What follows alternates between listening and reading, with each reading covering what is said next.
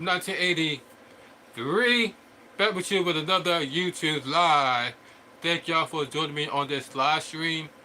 You are the real MVP.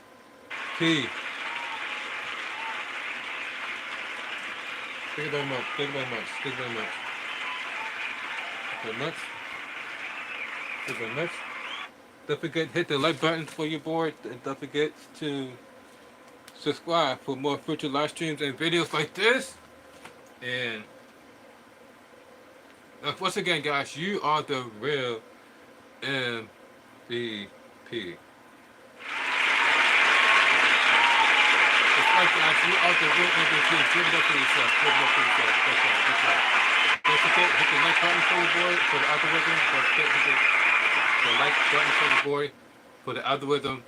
I would appreciate that. And don't forget to subscribe for more future live streams and videos like this. And don't forget to leave a comment to let everybody know that you are here, and also share this video with your friends and family so they too that the People Champ 1983 will live on a daily basis between 4 o'clock Eastern Time, 1 o'clock p.m. West Coast. That's 4 o'clock p.m. Eastern, that's 4 o'clock West Coast. What up, girl? What's up, Latif? Thank you for joining me on this live stream. You are the real MVP. Hope you're doing well physically, mentally, and emotionally on this day. It's not like the team last night. And thank you for joining me, Latif. And you always say what date it is. You always see what date it is. We here on a Tuesday. Going up on a Tuesday. Got the girls making up on Tuesday. Got the blowing up on a Tuesday. Time going up. The color buzzing down. Let the sun down. Roll. Take a club and then. It is we on August 6, 2024.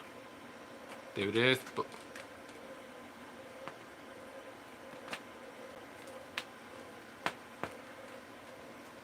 We are August 6th on a Tuesday, 4:08 p.m. on the East Coast. That's 1 p.m. on the West Coast.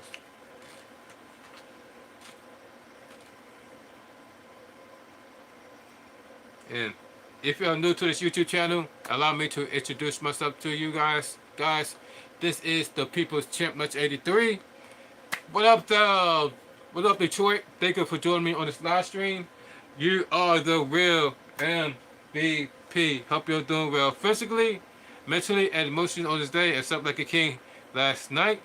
And thank you for the like button, Detroit. I really appreciate that.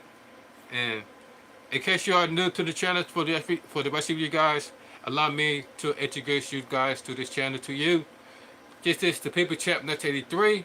We go live on a daily basis between 4 o'clock p.m. Eastern Time, 1 o'clock p.m. West Coast. That's 4 o'clock p.m. East Coast, 1 o'clock West Coast, and between 4 p.m. and 4:20 p.m. Eastern Time, 1:20 p.m. 1:20 p.m. West Coast. We talk about random stuff. Here talk about, as you see here in the title, which is about Monday Night Raw review, the day after SummerSlam, and then right between then and 4:20 p.m. and 1:20 p.m. West Coast, I remind you guys to make sure you have everything ready from your blunts, your bowls, your bongs. Make sure you have your edibles ready, like this. Make sure you have your edibles ready. Make sure you have your drinks ready to stay hydrated during the sesh, like this. Make sure you have your drinks ready to stay hydrated during the sesh. Make sure you have everything rolled up. Make sure you have your everything charged up for your puff codes, to your stizzies, to your plug and plays, and to your Yeah, don't forget about your bong and your gravity bong. Everything bong. Don't forget your pipes. Don't forget about your bowls. Make sure everything is packed. So about 4:20 p.m. Eastern time, 1:20 p.m. West Coast, we go to take a S session at the same time. About 4:20 p.m. Eastern time, 1:20 p.m. West Coast. And then after that, we're going to get into this Monday Night Raw review and discuss everything that took place at Monday Night Raw, including the betrayal of the new day, not the new day, but the Judgment Day between Damian Priest and Rhea Ripley, how they both got betrayed by all the members of Judgment Day. I mean, all members of Judgment Day found themselves stabbing the back of Damian Priest and Rhea Ripley. And it's all had to do with leadership. You see, Finn Balor pointed it out that the Judgment Day group started off as no leadership. And ever since Damian Priest has became the WWE champion, now it seemed like he became an unannounced leader of the Judgment Day, and people didn't feel like, and they feel like Damian Priest didn't keep his word, and that is let the group lead itself and not have any leader. But instead, Damian Priest found himself taking the role of a leadership as and in the Judgment Day. First, with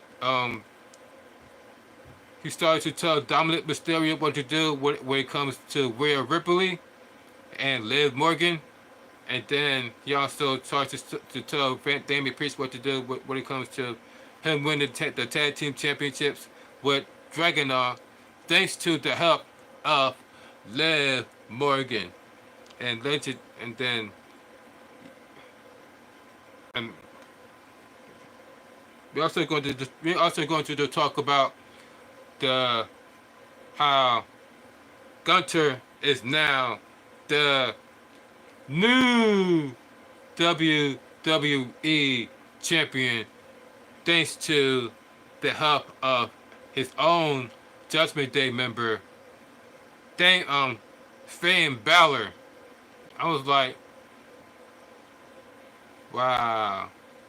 He was that upset that Damian Priest was starting to become a leader in Judgment Day that he was literally cost him his own tag team partner the match against Gunther and have Gunther to become the new WWE champion and Gunther. That cat, you alright?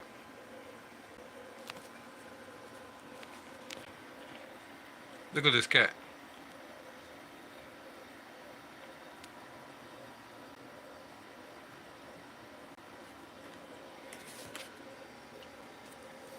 Good.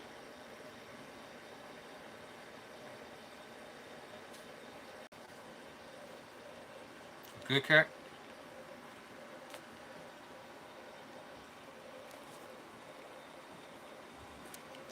The cat's like before y'all start this week. The cat said before you begin this 420 session, let me pet me first. I'm like, where the cat? Oh,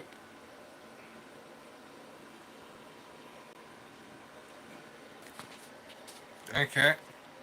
Look like you look like you're almost about to lay down, but now you want me to continue to pet you?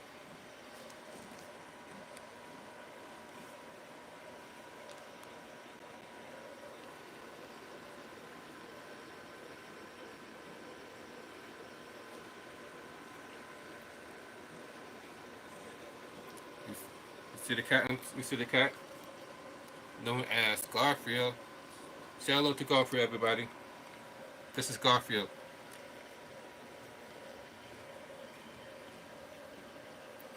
gentlemen, we got 5 minutes away for 4:20 p.m.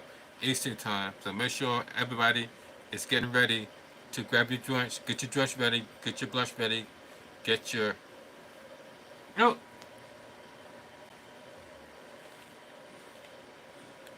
my bad, y'all. Oh, the cat is in full pet me mode right now, as I can see.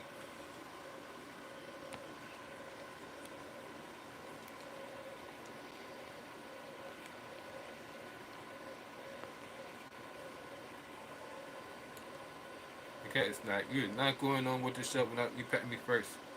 All right, cat. I get you. I get you, cat.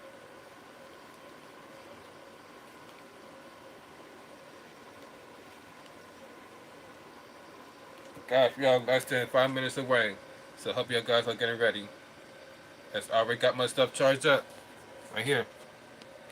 I got my cherry bomb pen, vape pen ready.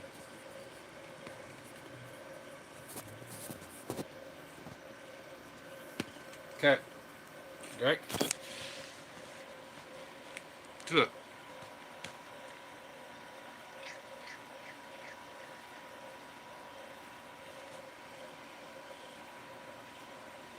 Cat, about to cat.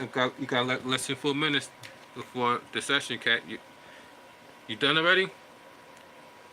You done?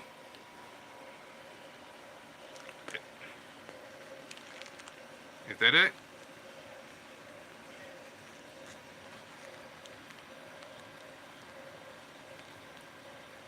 Is that it? Hmm?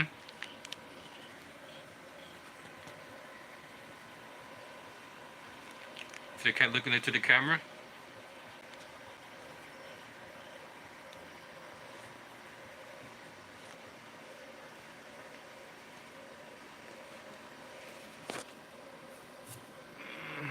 Go to the tablet. Thank you.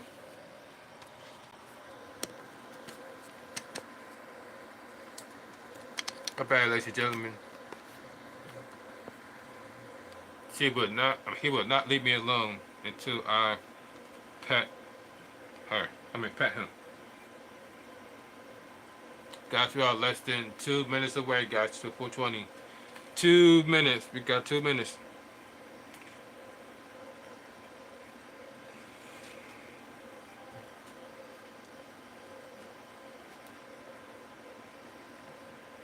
Two minutes, guys, until 4:20 p.m. Hope everybody get your stuff ready. From your blunts, your joints, your bongs, all your bone reapers, all your gravity bones. Make sure everything is packed and ready to go. Make sure you have everything ready from your puff codes, your stizzies, your plug and plays. Make sure you have everything charged up from your the 510 drain batteries. Make sure everything charged up from your like I said, your pens. Make sure you have everything ready from your drinks to stay hydrated during the session like this, because we got less than 2 minutes away for 4:20 p.m. and we are going to take a hit at the same damn time.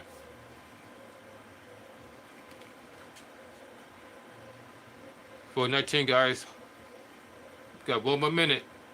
The countdown is on. Should we count down, ladies and gentlemen? Okay, let's count down. 19, 18, 17, 16, 15, 14, 13, 12, 11, 10, 9, 8, 7, 6, 5, 4, 3, 2, 1. It's time once again for everybody to come aboard the small train. Choo choo. It is 4:20. Cheers, gang. Happy Tuesday, guys.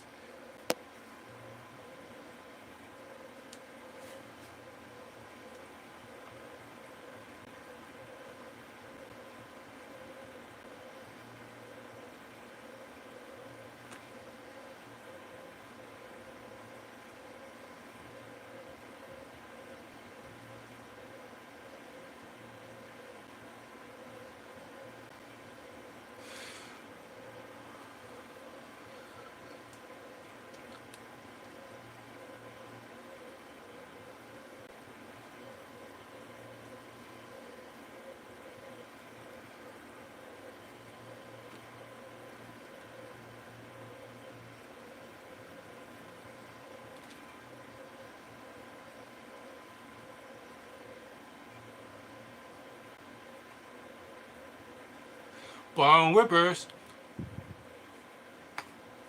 Oh yeah. Glad y'all could join me for that 4:20 p.m. session. 1:20 p.m. session for the West Coast. As you can see, it is now 4:21 on the East Coast. And if he wasn't able to join me for that 4:20 p.m. session, 1:20 p.m. session for the West Coast, make sure that you hit the subscribe button, hit the notification bell, make sure you hit it on all so you won't miss any of my up and coming live streams like this, so you won't miss out on this 4:20 p.m. session, so we can take a puff at the same damn time. And once again, ladies and gentlemen, stay hydrated during the hot summer days. Stay hydrated. And before we go into Monday Night Raw review,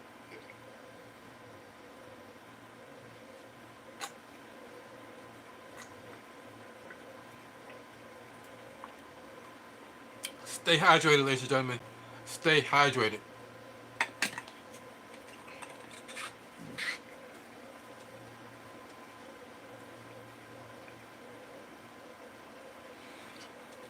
Once again, cheers. Thank you for joining.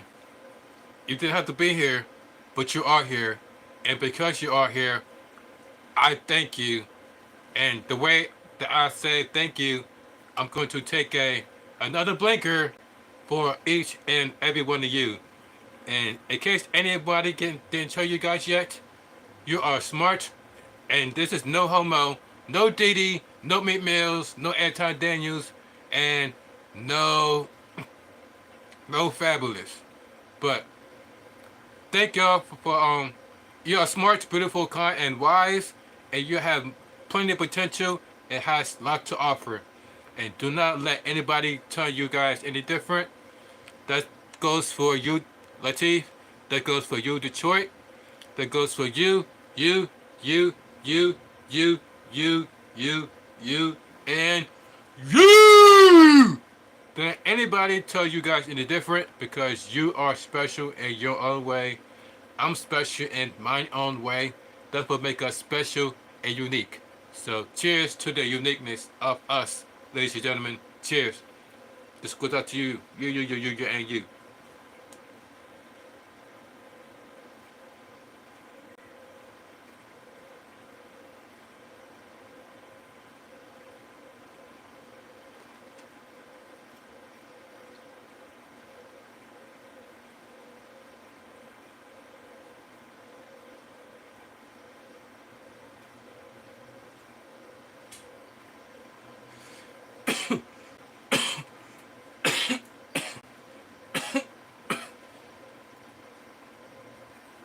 Let's get right into it.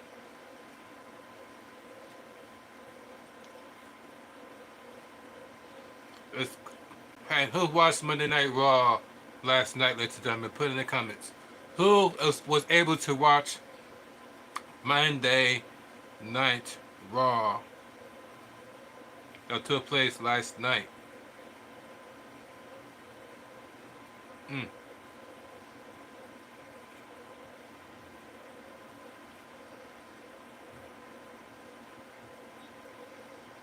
Mm.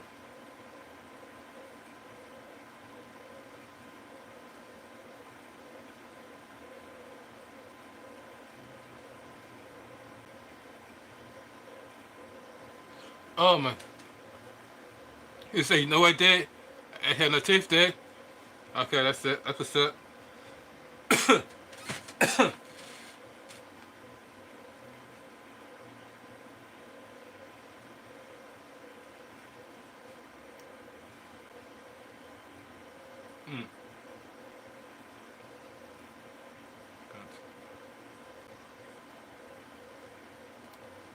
Hold up for a second, guys.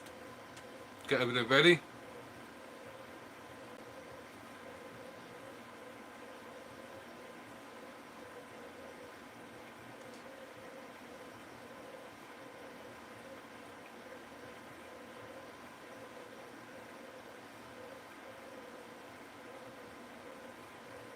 Okay, so I kicks off with the new WWE champion and Gunther. Gunther is your new WWE champion because he was betrayed by his own member of Judgment Day and Finn Balor. So he goes on and says, "My name is Gunther." And people boo. "I am the hand that I am the longest reigning Intercontinental Champion in history," he says. Then he goes on and says, "I am the king of the ring. And now I am your World Heavyweight Champion," says Gunther. And he sits there with a smile on his face. What do you guys think about Gunther being your new WWE champion thanks to the betrayal of the betrayal of Finn Balor onto Damian Priest?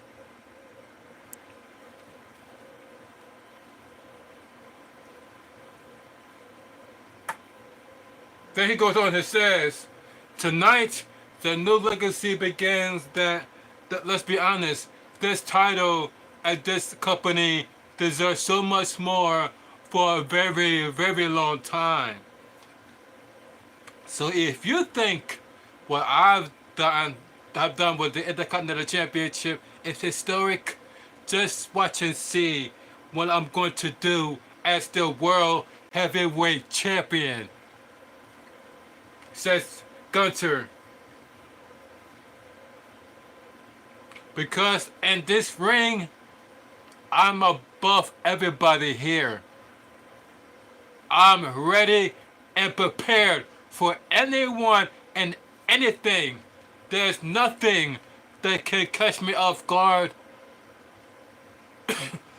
I am greatness personified."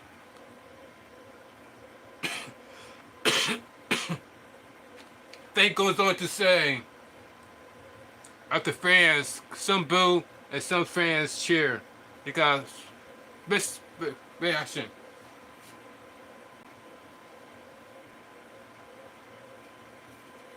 "So from this day forth, Monday Night Raw and the legacy of this great business, of this great sport, and the World Heavyweight Championship belongs to me," says Gunther.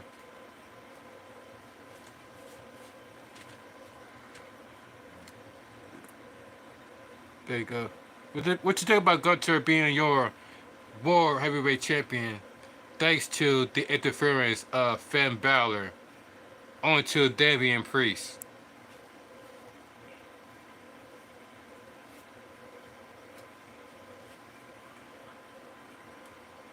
And then that's when the music hits. Because here comes the Viper, Randy Orton. There's a losing down the wizards that the dark became you see.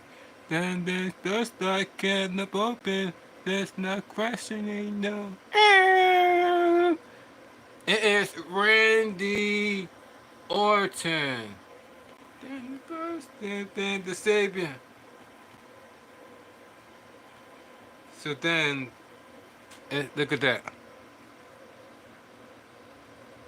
It's the return of the Viper, Randy Orton. So then Gunther says, "Have to say I was wrong because that caught me off guard." And everybody started to laugh. Ha ha ha ha. And then Randy Orton just said, "Listen, Gunther, I want to come out here to congratulate you, but that's not really my style. But but that being said, that gold, that title looked mighty damn fine headed over my shoulders. That's right, you are a good looking champ. But you know what? I can't help but when I look at the title, I realize the only reason you're carrying the World Heavyweight Championship in the first place.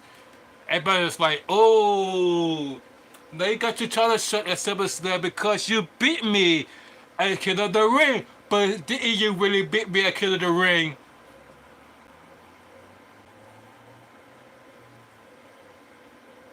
The people know it. I know it. Hell, even Triple H knows it. Now, my shoulder was flat down on the mat for the 1, 2, 3. That's the referee decision, and that's final, and I get that. I've been here long enough to know that. I need to respect that. But Triple H saw the footage, and Triple H knows that there needs to be a would determine who would have won that match. Triple H told the world that there will be a Gunther Orton Part 2. Because, ladies and gentlemen, the last time Randy Orton has faced Gunther, Randy Orton's shoulder wasn't even all the way on the mat. His shoulder was like damn near all the way up. His whole body was all the way up. None of his body was on the mat. But yet the referee counted 1, 2, 3. Here's your winner, Gunther. I was like, huh? Okay. His whole body wasn't even on the mat, let alone his shoulders. But yet the referee still counted 1, 2, 3. I even said that after it took place, after the pay-per-view took place. I said that his shoulder wasn't even on the mat. Not only was his whole body wasn't even on the mat, his shoulder wasn't even on the mat as well. So that's why I was like, why the referee still counted to 3? But now he says that's exactly why I am here tonight. I'm calling that in, says Randy Orton. Now, I'm the only man at the locker room that can match you in this ring. Move for move, jump for jump, counter for counter, technician versus technician, smooth versus smoother, says Randy Orton. As a matter of fact, I think these fans deserve a modern day with Flair versus Steamboat. No, I know I can go out this world, but the question is do you? Now you call yourself a living legend, and that's just fine. You consider yourself a living legend, and that's just perfect because my brother, I made a career killing legends. And a passage of land. I'm gonna do it again. I'm gonna walk out of Germany. I'm gonna walk out of your home country, the new World Heavyweight Champion. So there's going to be Randy Orton versus Gunther at Gunther's home country in Germany.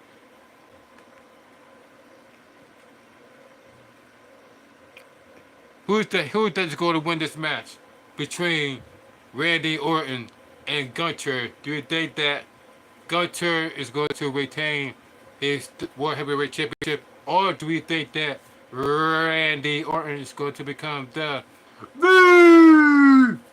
WWE Champion, Randy Orton? Let me know down in the comment section down below, because why? We want to hear from each and every one of you, and you. The Viper is the world champion. Okay, so Latif wants Randy Orton to be the champion over Gunther. So Latif wanted Randy Orton to be champion over Gunther. What about the rest of you guys? Who you want to be champion between Randy Orton or Gunther? That's going to be taking place in Gunther's hometown in Germany. Let me know down in the comment section down below.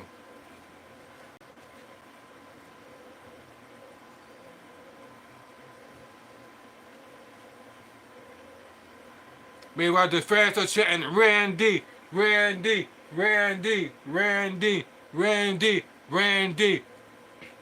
Gunther says, well, Randy, everything you said is true. And to be honest, not beating you king at the King of the Ring, not that little sting, am I correct? So those voices in your head telling you that you could beat me in Berlin, I have to tell you, your voices are wrong.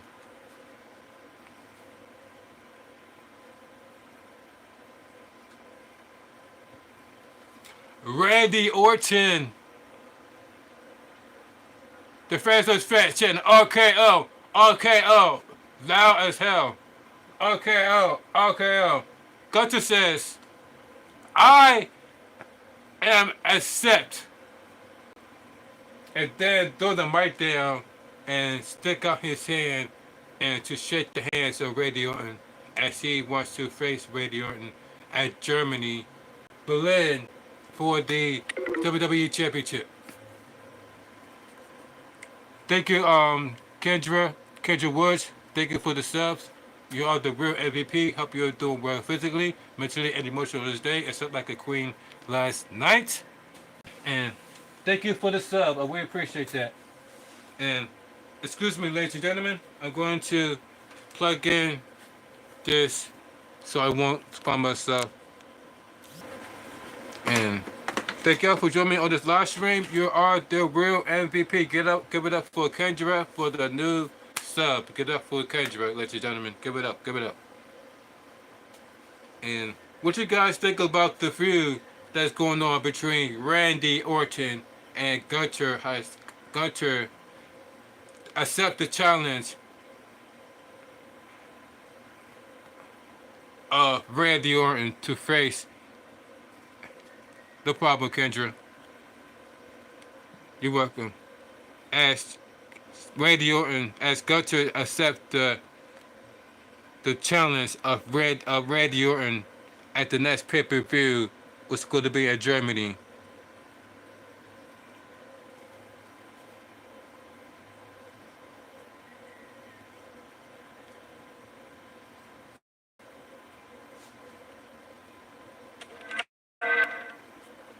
Oh, excuse me, guys.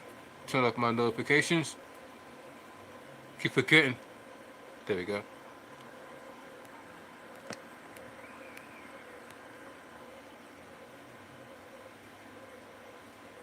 Oh man, there's a lot of stuff happened. And then for the next segment, ladies and gentlemen, don't forget to stay hydrated. By the way, during the hot summer days, don't forget to stay hydrated. Cheers.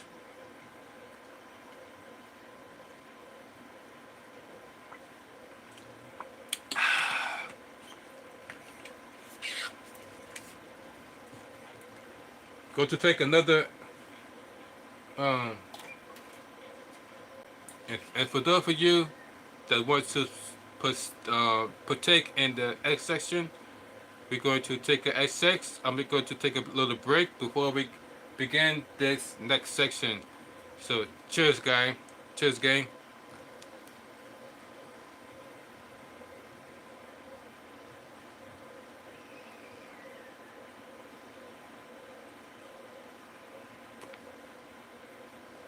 Definitely stay hydrated. Stay hydrated.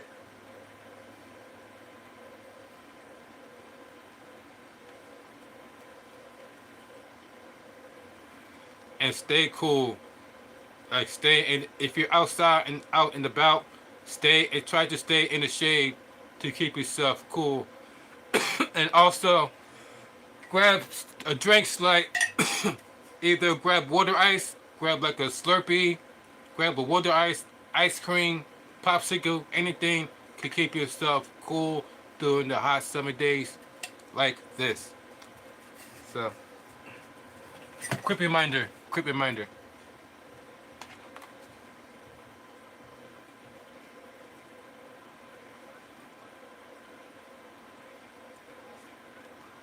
So we have Kaiser going 1-on-1 against Sheamus. Kaiser going 1-on-1 against Sheamus in this next match.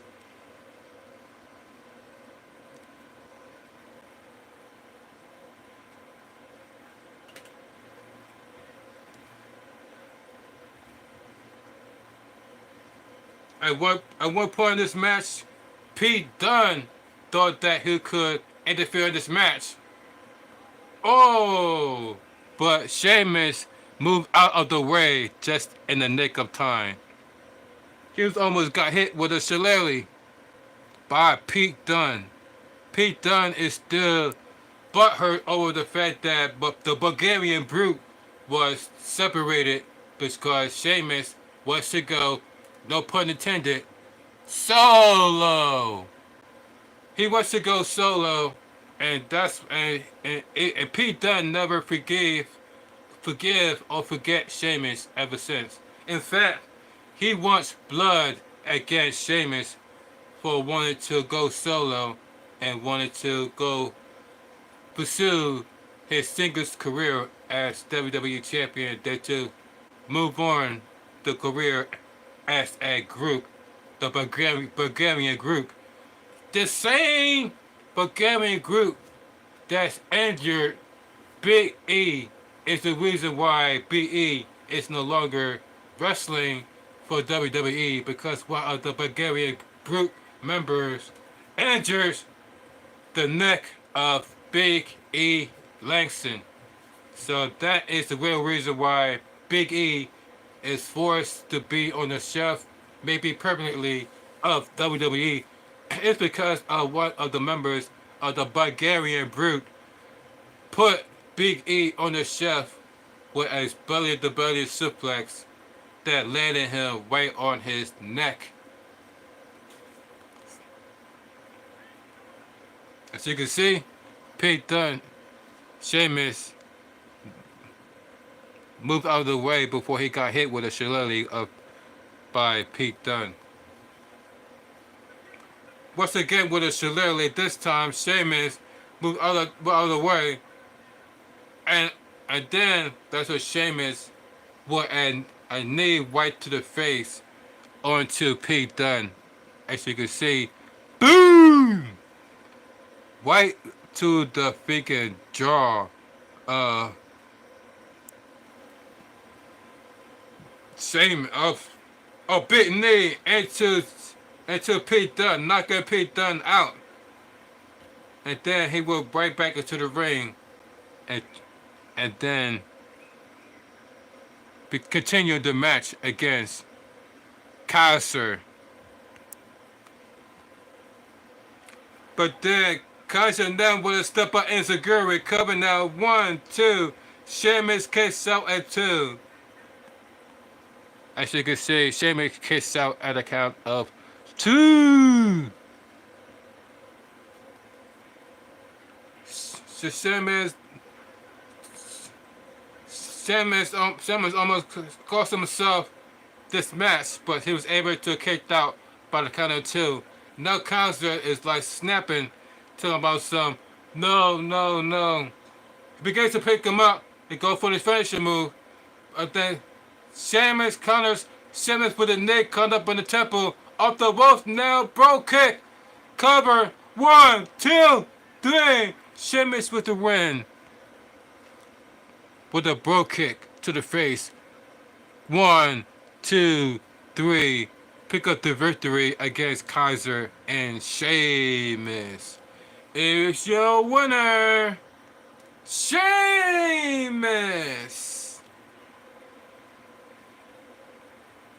Here is your winner, Sheamus.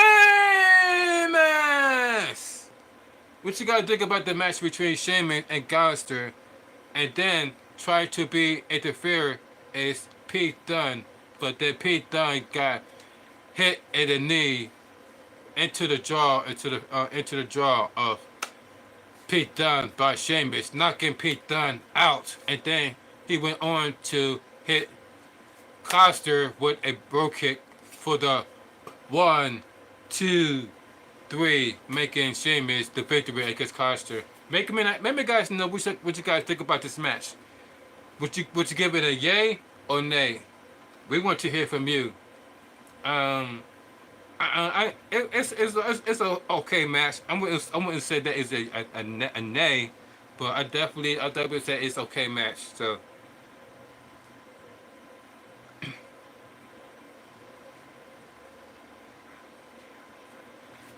again, ladies and gentlemen, before we get into this next segment, we're going to take another hit. Cheers, gang.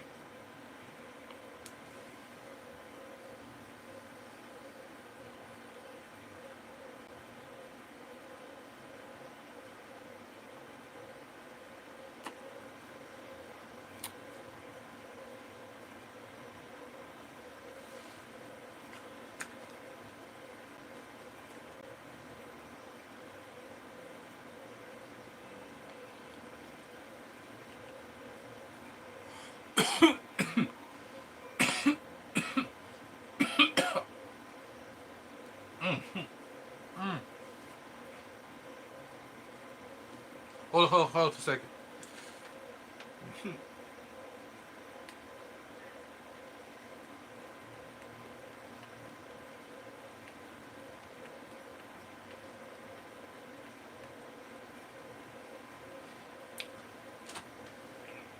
Hold on. Oh. No. Okay. Thank you, Nico, for joining me on this live stream. You are the real MVP. Thank you for joining me on this live stream. Hope you're doing well physically, mentally, and emotionally on the stage. It's like a king last night. Give us a nickel, guys, for joining us to the live stream. Give us a nickel. Thank you.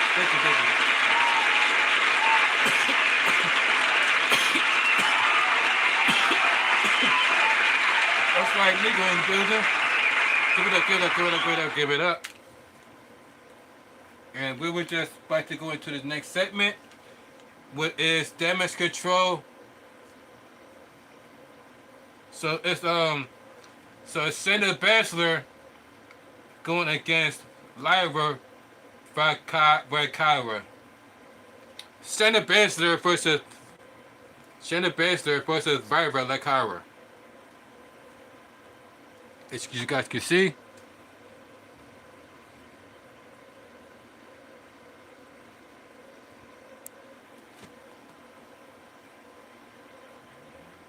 As the usual, Shayna is going right after the arm of Valkyria, trying to injure it. As you can see, throughout the entire match, Shayna Baszler found herself working on the arm of Valkyria.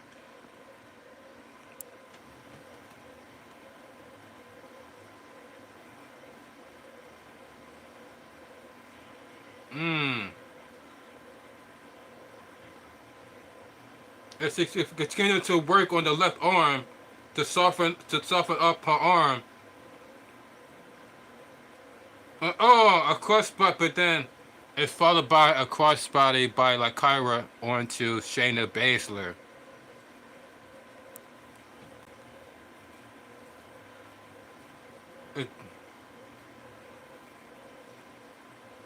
And of course, ladies and gentlemen, it could never be a one-on-one situation. Oh no. Because guess who was at ringside during the match of Valkyria and Shayna Baszler? Don't worry, I'll wait.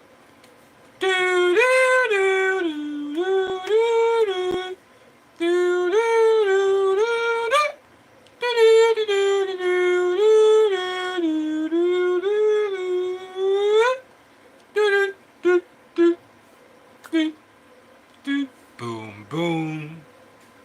And anybody with that final answer? Look who was at ringside during the match of Valkyria and Shayna Baszler. It's Sonya Deville and Zoe Starks. Zoe Starks. Like, wow, you two have to be there ringside. They're doing the match of Shayna Baszler.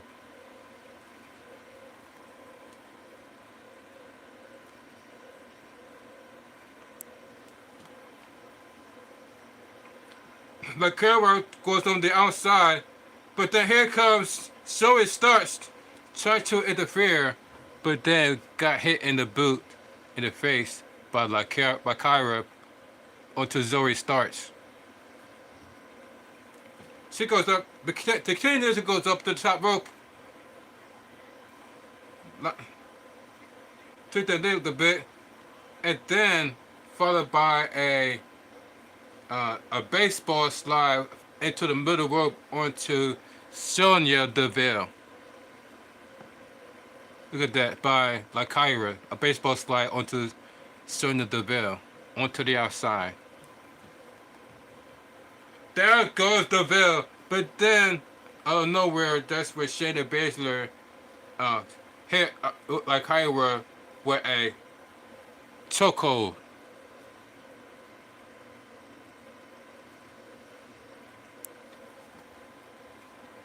The camera looking into Baszler. Baszler tried to turn around and somehow counter. Laura has been, and then she countered that by putting Shayna Baszler on her shoulders. Look at the strength of Lakira, able to reverse the sleeper hold, and now she got Shayna Baszler on her shoulders.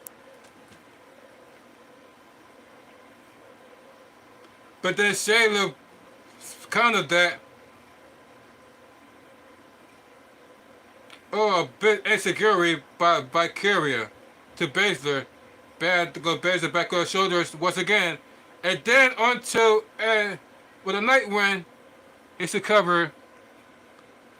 1, 2. Zoe starts. And then Zoe starts interfere and cause a disqualification. Zoe starts interfere. It would cause a disqualification. Okay. And breaking things up. So now that Sonya Deville and Zoe Starks is jumping on Lakira 2-on-1. Like, are this is really necessary? 2-on-1, really?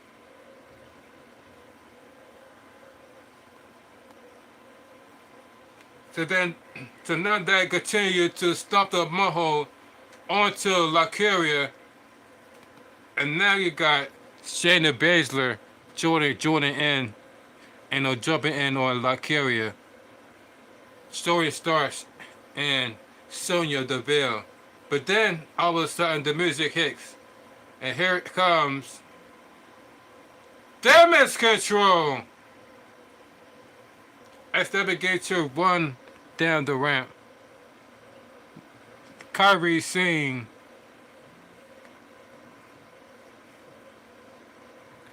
And then Kyrie Singh, then we got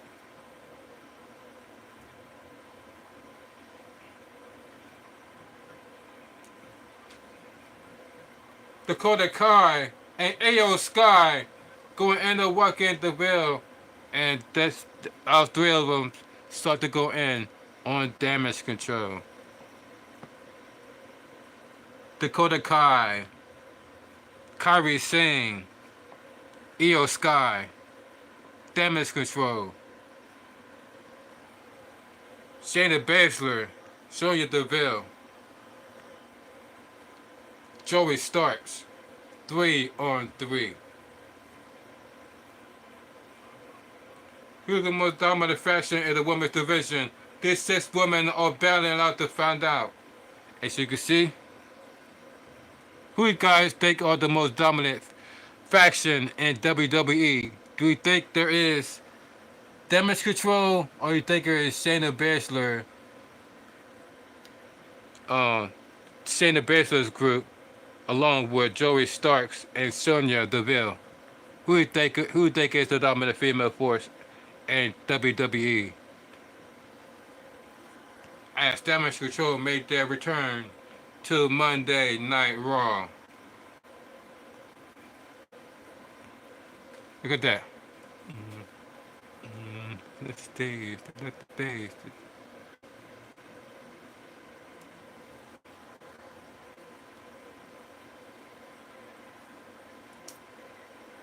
Look at that. Look at that. Look at Damage Control.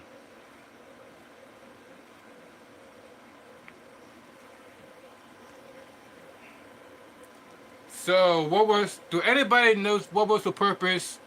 What was the purpose of them separating Bailey from the group? Do anybody know what was the purpose? Because last time I remember, Damage Control was booed because they betrayed Bailey, but then soon as they return, they get cheered. So that's why I was like, what was the purpose of them betraying Bailey? What was the purpose of them separating Bailey from the group Damage Control? First they went heels because of that, and now since they're going against another heel faction, they're betraying betraying those two. They are getting cheered.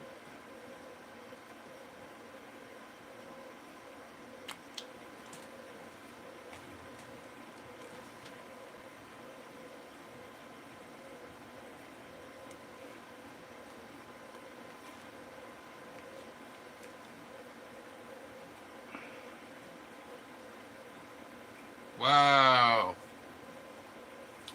And speaking of breaking up groups, guess what happened with Judgment Day? The betrayal of Damian Priest and Mommy Rhea Ripley.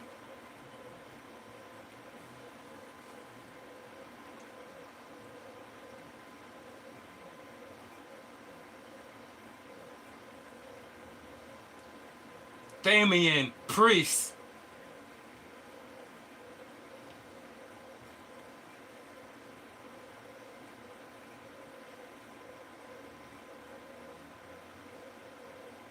Hold on for a second, guys.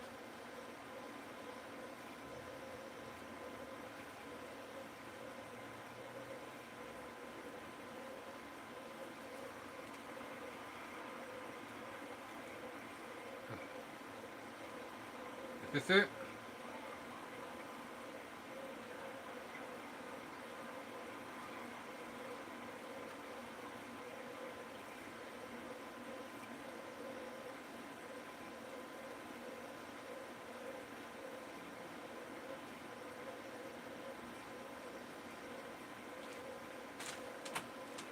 There you go.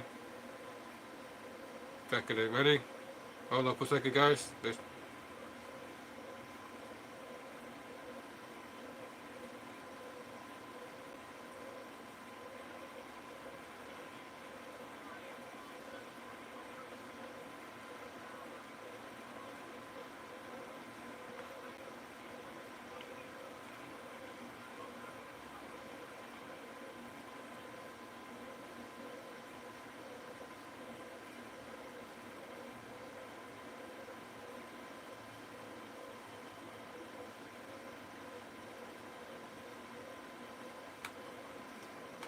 Okay. Okay. So it starts off with a promo by Damian Priest. Try to figure out why did Finn Balor betray him last night and cost him the World Heavyweight Championship. So he says.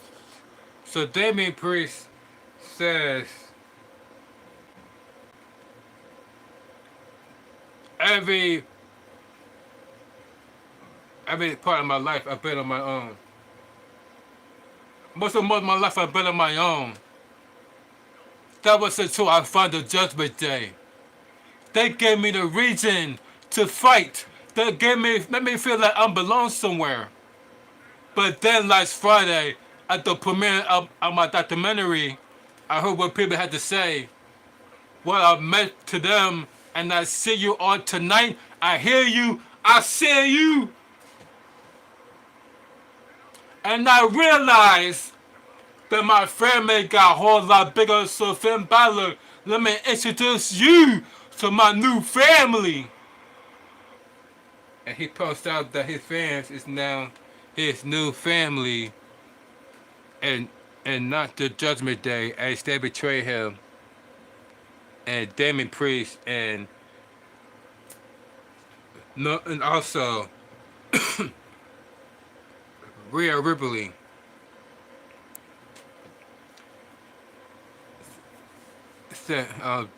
WWE, it was Damian Priest. I love you, Liv Morgan. I hear you, R. Pierce. Thank you for joining us live stream. You are the real MVP3. Hope you're doing well physically, mentally, and emotionally on this day. I slept real good last night. Quincy, what's up, Quincy R? Don't forget to hit the like button on the live stream. I really appreciate that, Quincy R. I really appreciate that, Quincy R. And matter of fact, since you are here, get up for Quincy R. Y'all. Give it up, Give it up for Quincy R. That's right, Quincy R is in the building. Thank you for joining us live stream, Quincy R. You are the real MVP. Thank you. Give it up for Quincy R. That's right. Thank you for joining me on this live stream. You are the real MVP. That's right, give it up. And don't forget, ladies and gentlemen, to stay hydrated during the hot summer days, especially if you live in an area where it had to deal with heat waves. So remember, ladies and gentlemen, to stay hydrated. And we're talking about the betrayal of the Judgment Day they did with Damian Priest and Rhea Ripley. So Finn Balor. So now Damian Priest is out here saying that now we have a bigger family known as the WWE Universe.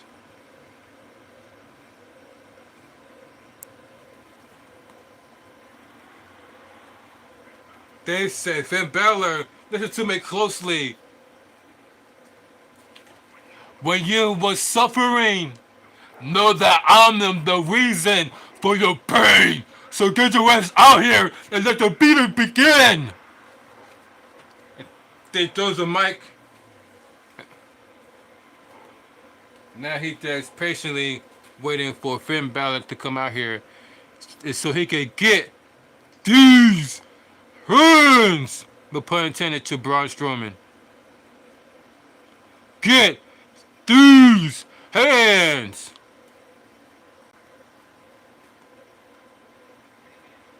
That's when Finn Balor pops up on the Titantron. Instead of him coming in the ring in person, he'd rather show up on the Titantron. And he says, Damian,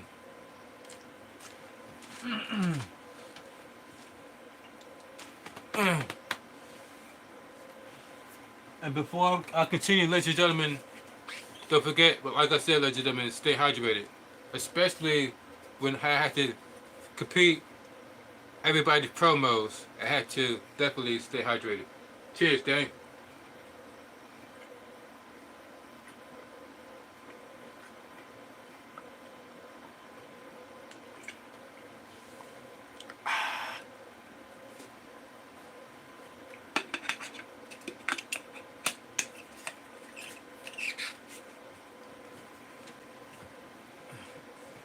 So Finn Balor says, Damian, everybody boost Damian. I just want to let you know, you put this all upon yourself. You said I didn't betray you. You betrayed the Judgment Day. You know how it's supposed to be. We hold each other's backs. No leaders. as you can see, Finn Balor on the Titantron, talking about the reason why he felt like he betrayed Judgment Day and not the other way around. He says, when that all changed, when you became champion, you went back on your word. A year ago, I almost became champion, and this happened. What was it that you said in the car after the show that you sold me? He says, Finn, that I screw you, I screw your family. Meanwhile, Damian Priest said, come on, let's go. Let's go. Meanwhile, Damian Priest is over here. Like, come on, man, let's go. Right here, right now, let's go. Finn Balor continues by saying, you say you're from the streets, but you're just a loser from the streets. I'm not going to fight you. No. But you know who will. Someone who's earned, someone who deserves, JD will. Me? Nah. I'm going to wait. I'm going to wait until it feels safe. I'm going to wait until it feels comfortable. I'm going to wait until you almost forgotten about me. And when my back is turned, I'll be there to stab you in it again and again and again. Said Finn Balor. And it won't just be me. We all will. And then show the entire member of Judgment Day. Look at this. They showed the entire member from Carlito to JD, and they also showed Liv Morgan along with Dominic Mysterio. Look at this. The entire Judgment Day along with Liv Morgan. What? So that was in on it this whole time? Even against Rhea Ripley? What did Rhea Ripley ever did to Finn Balor and JD and Dominic Mysterio? Wow. I never knew that she had that much beef, but then the Judgment Day that not only did they betray Finn Balor, not only did they betray Damian Priest, but they also betrayed Rhea Ripley.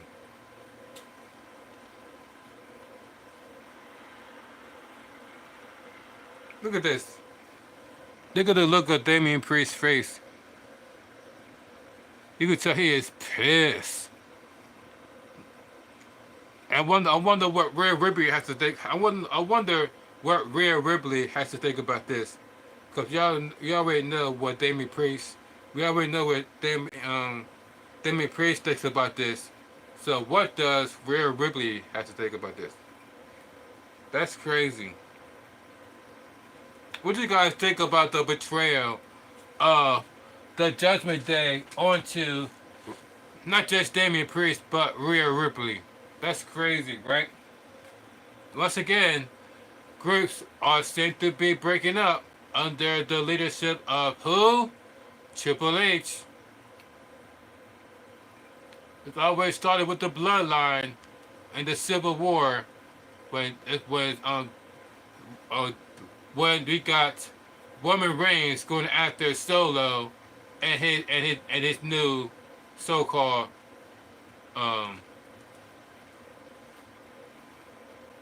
the Bloodline 2.0. And then we also got the betrayal of the Judgment Day and Damian Priest. Don't forget, ladies and gentlemen, don't forget what happened with Hit Row. Hit Row. Hit Row is no longer here in WWE, even though that brought them back without Swerve Strickland. But now that they're not even together as a group. That's crazy.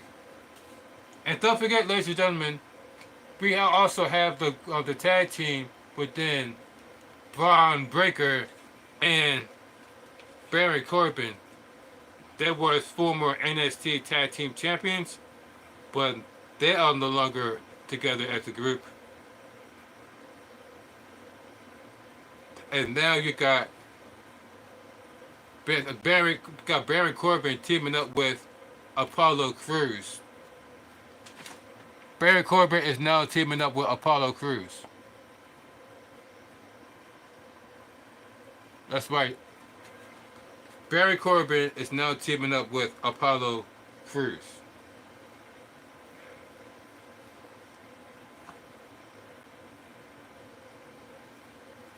So then, and now Judgment Day also dealing with the betrayal.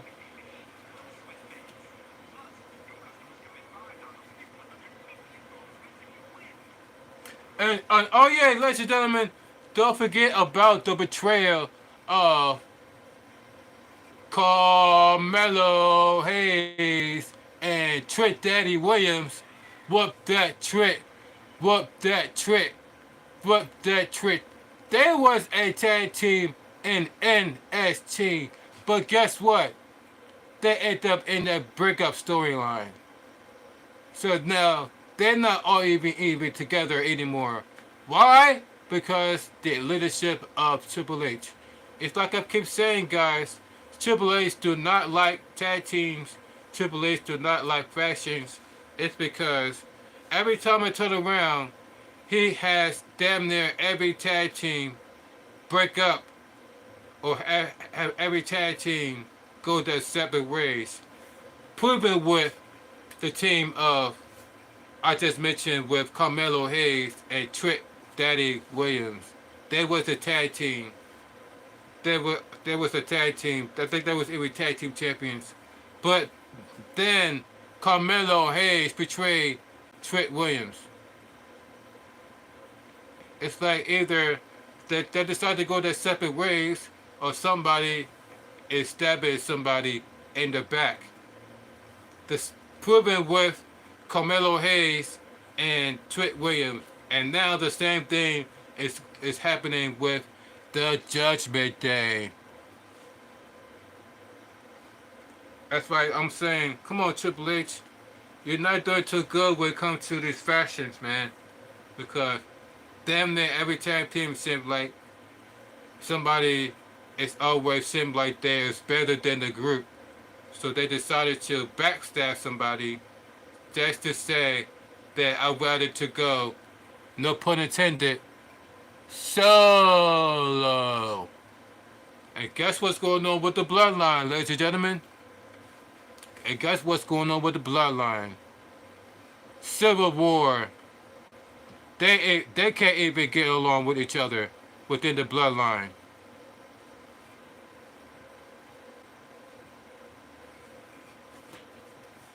But that's what I said, guys. Come on, man.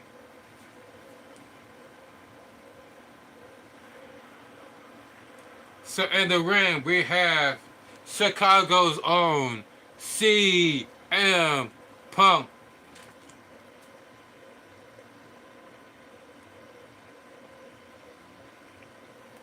At the fans chant, CM Punk, CM Punk, CM Punk, CM Punk. Before I could continue with his promo, had to stay hydrated so I won't dry out my voice. Try to keep up with everybody's promos. Cheers, gang.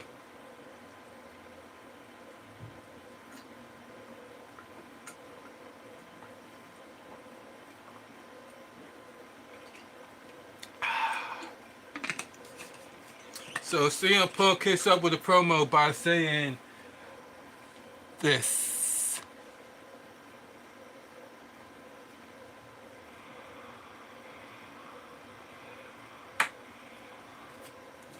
Why is he smiling? Why is he so happy?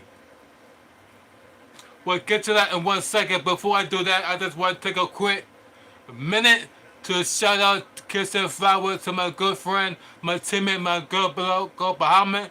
You won the UFC welterweight title.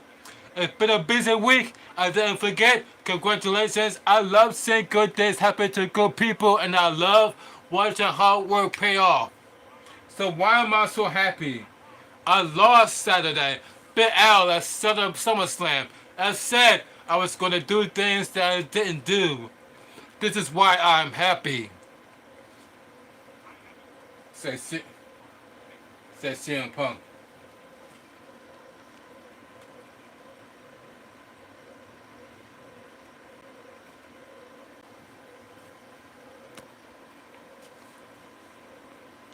He said, "What's up, Nick? Thank you for joining me on this live stream. You are the real MVP. Hope you all doing well physically, mentally, and emotionally this day, except Mr. King last night." That's right, give it up for Nick. Give it up for Nick. Thank you for joining me on this live stream. You are the real MVP. That's right, give it up for Nick. Give it up for Nick, y'all. That's right, give it up. But don't forget to hit the like button for your board. It's for the algorithm. It's for the algorithm. Don't forget to hit the like button. It's $3.99. It is free 19.9. So don't forget to hit the like button for your board. I really appreciate that. Your likes, comments, views, and your shares and your comments, it is well respected and well appreciated. It would not be taken for granted. So I really appreciate your likes, comments, and your views, and your comments, and your shares, and your subscription, because you're like, it does matter. It does matter. So CM Punk says, I haven't been to Baltimore in years. And sorry, it feels the ego will come out 10,000 people are screaming my name at me.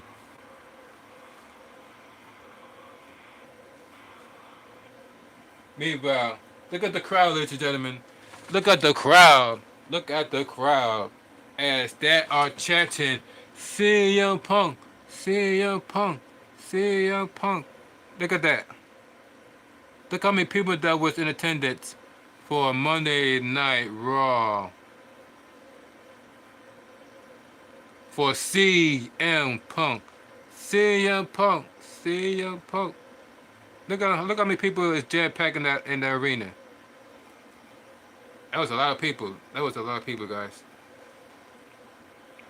CM Punk. CM Punk. CM Punk. CM Punk.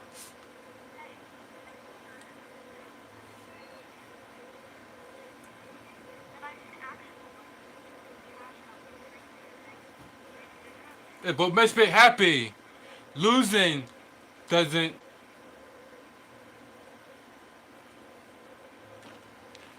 Baltimore Monday night was not a guarantee.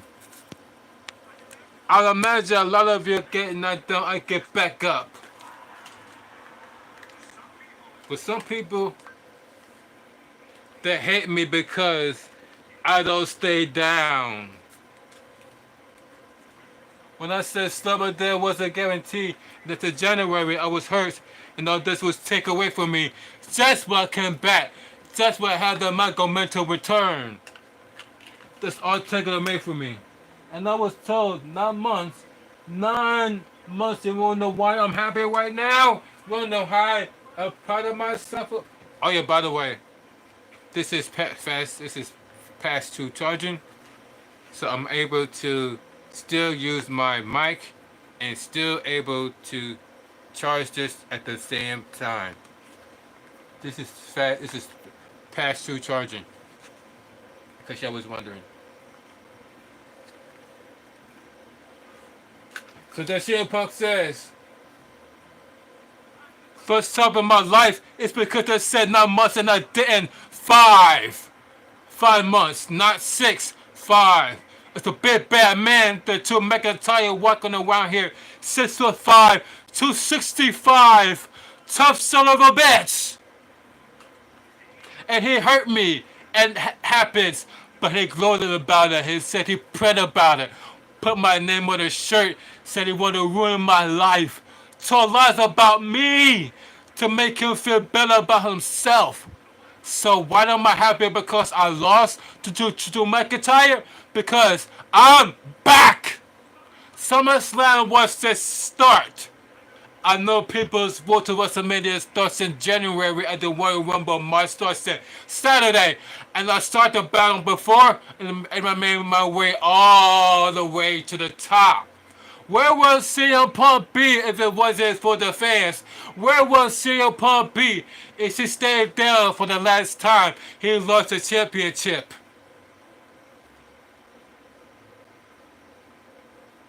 My summer of hate didn't stop the way I predicted, but guess what?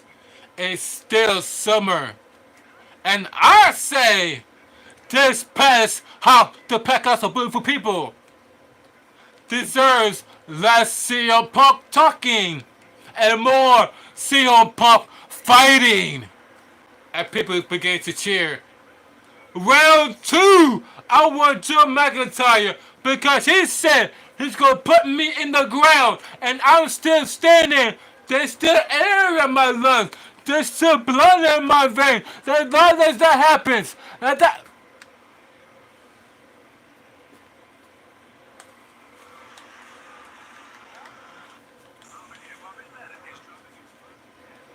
then all of a sudden, it was interrupted by Seth freaking Rollins. What the hell, man?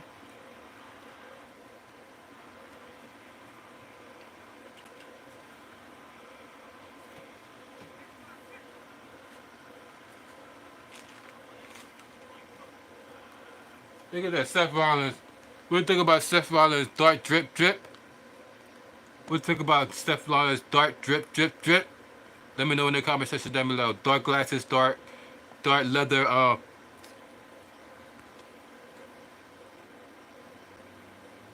If y'all want to brag about how it's summer, why is Seth Rollins walking out here with a full leather jacket?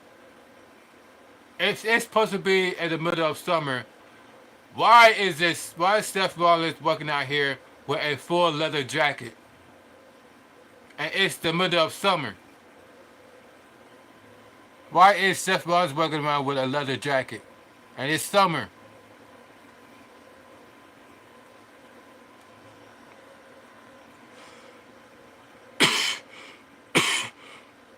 Look at this.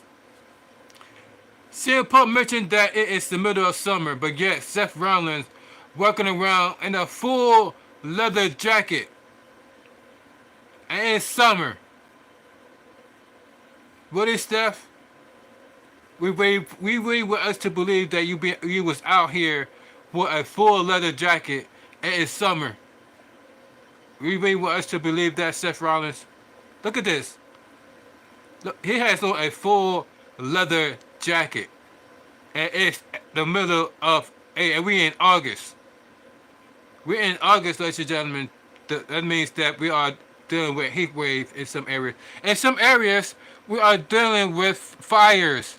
And if you live in LA, you are in California, you are dealing with fires because it is that, because somebody, or not because it's hot, and because somebody has set something on fire. But that's the real reason why they are dealing with fire in LA. But besides that, it is hot everywhere else. Because we're in August.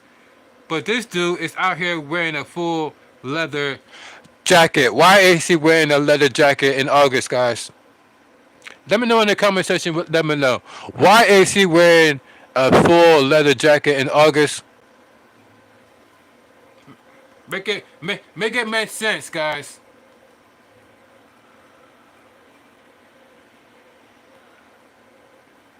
Make it make sense. I mean, full sleeves and everything in the middle of August.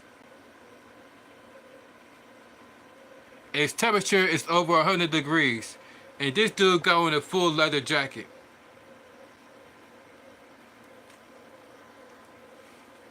And so he can't say that it's because he's cold. That's the reason why he had on the leather jacket. It's because he is cold. Like I said, guys, we in August. We are in August. And this dude got on a full leather jacket. Oh my gosh.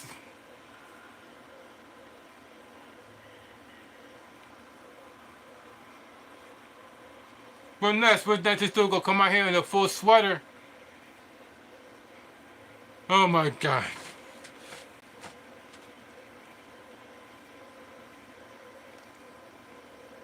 Look at this dude. He got the full leather pants and everything. He got the full leather jacket and full leather pants. And we're in August. Full pants, full leather jacket, and we are in the middle of summer. Really, Seth, we really think you out here wearing that?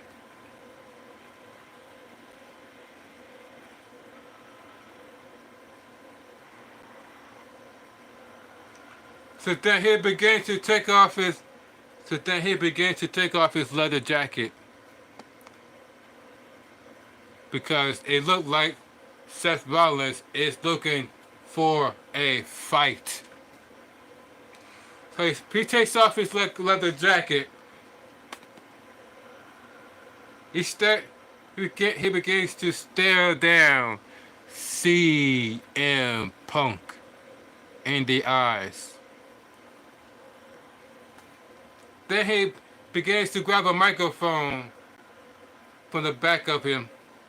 Then he begins to grab a microphone from behind him and begins to say these two words.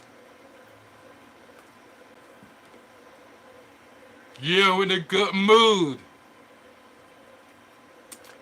but so am I. Because after 10 long years, it is finally time for me to put you in the dirt!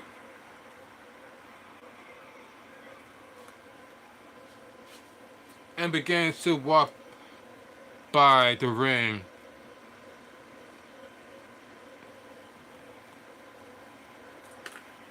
Come on, you want to let me in the ring? You want to get your ass kicked out? Get out here! And then that's what CM Punk says. I'm not the one that out here dressed like a cowboy. But I'll be your Huckleberry, let's go. He said, I'll be your Huckleberry. I'm not your cowboy, but I'll be your Huckleberry. Says CM Punk.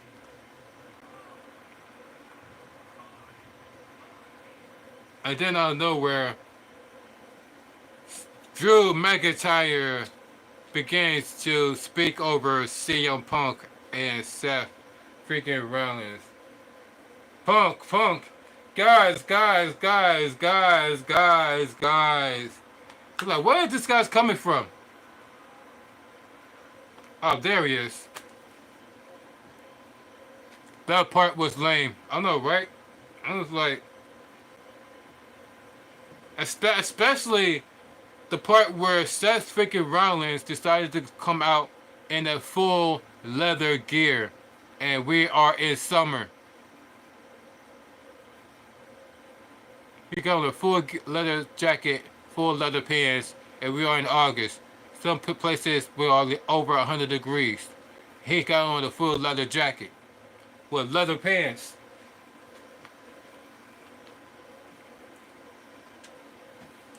The part he says Huckleberry. I know, right? So then there's Joe McIntyre coming through from the crowd to interrupt CM Punk and Seth Rollins. So then he says, boys.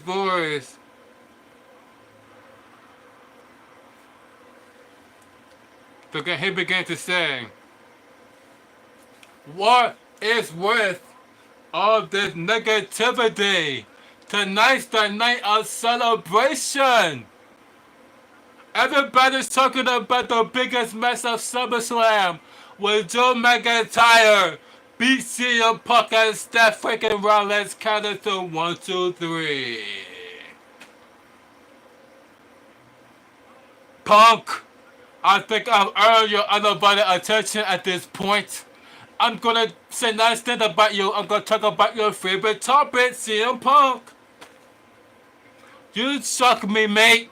You suck the words and sounded that you brought the fight.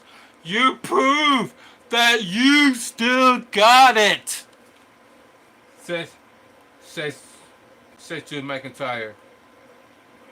But you're no longer the best in the world. I am. Says Drew McIntyre. Now look at the face of Drew McIntyre where he says, I am. Look at his face. And look at her face too.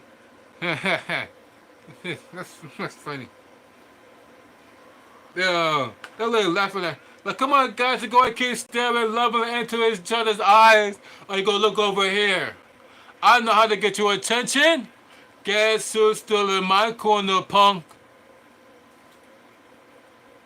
And then points out that he is still wearing the bracelet that he stole from CM Punk that got the name of Larry and AJ Lee on it. Look. Could you see that? He still got the bracelet that he stole from CM Punk that has the name of Larry and AJ Lee on the bracelet. He still got it, y'all, and he is bragging about it. Talking about, I still got your bracelet, Punk. I still got your bracelet, Punk. What are you going to do about it? Basically what he is trying to say to CM Punk. Your stupid looking dog Larry and your lovely wife AJ.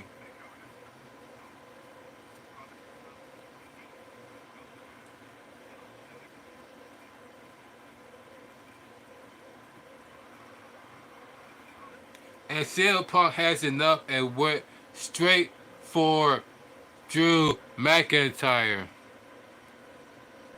He had wide enough and went straight to CM Punk. CM Punk went straight to McIntyre. Look at that. He went right straight into the crowd, trying to get his hands on Drew McIntyre from having Larry and AJ's name in his mouth. Put go right to the ditch.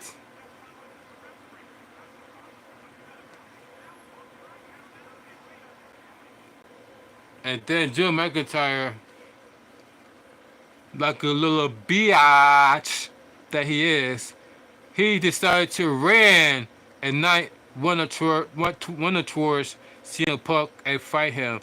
He ran, and now that's then CM Punk fighting himself, chasing after Drew McIntyre instead of him going right towards CM Punk and looking for a fight.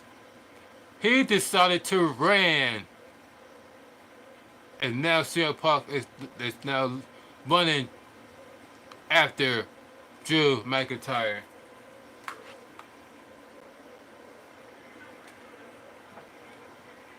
Meanwhile, in the ring, out of nowhere, he was attacked by Bronson Reed. Look at this. Bronson Reed out of nowhere decided, and I mean out of nowhere, because nobody saw this coming. I mean, absolutely nobody saw this coming, that he was going to be taken out by Bronson Reed out of all people. What's for big Bronson Reed? The 330-pound has angered Seth Rollins. Seth Rollins, and you see Seth Rollins trying to fight back onto the big man of Bronson Reed, but the monster size of him, it was too much. He's trying to fight back with a side kick by Seth Rollins onto Bronson Reed. Let's knock him down just a little bit. And then another boot to the face Another boot to the face by Seth Rollins onto Bronson Reed. And then he went back, and then all of a sudden, Rollins taken out with a Death Valley driver. Rollins was taken up by the Death Valley driver by Bronson Reed.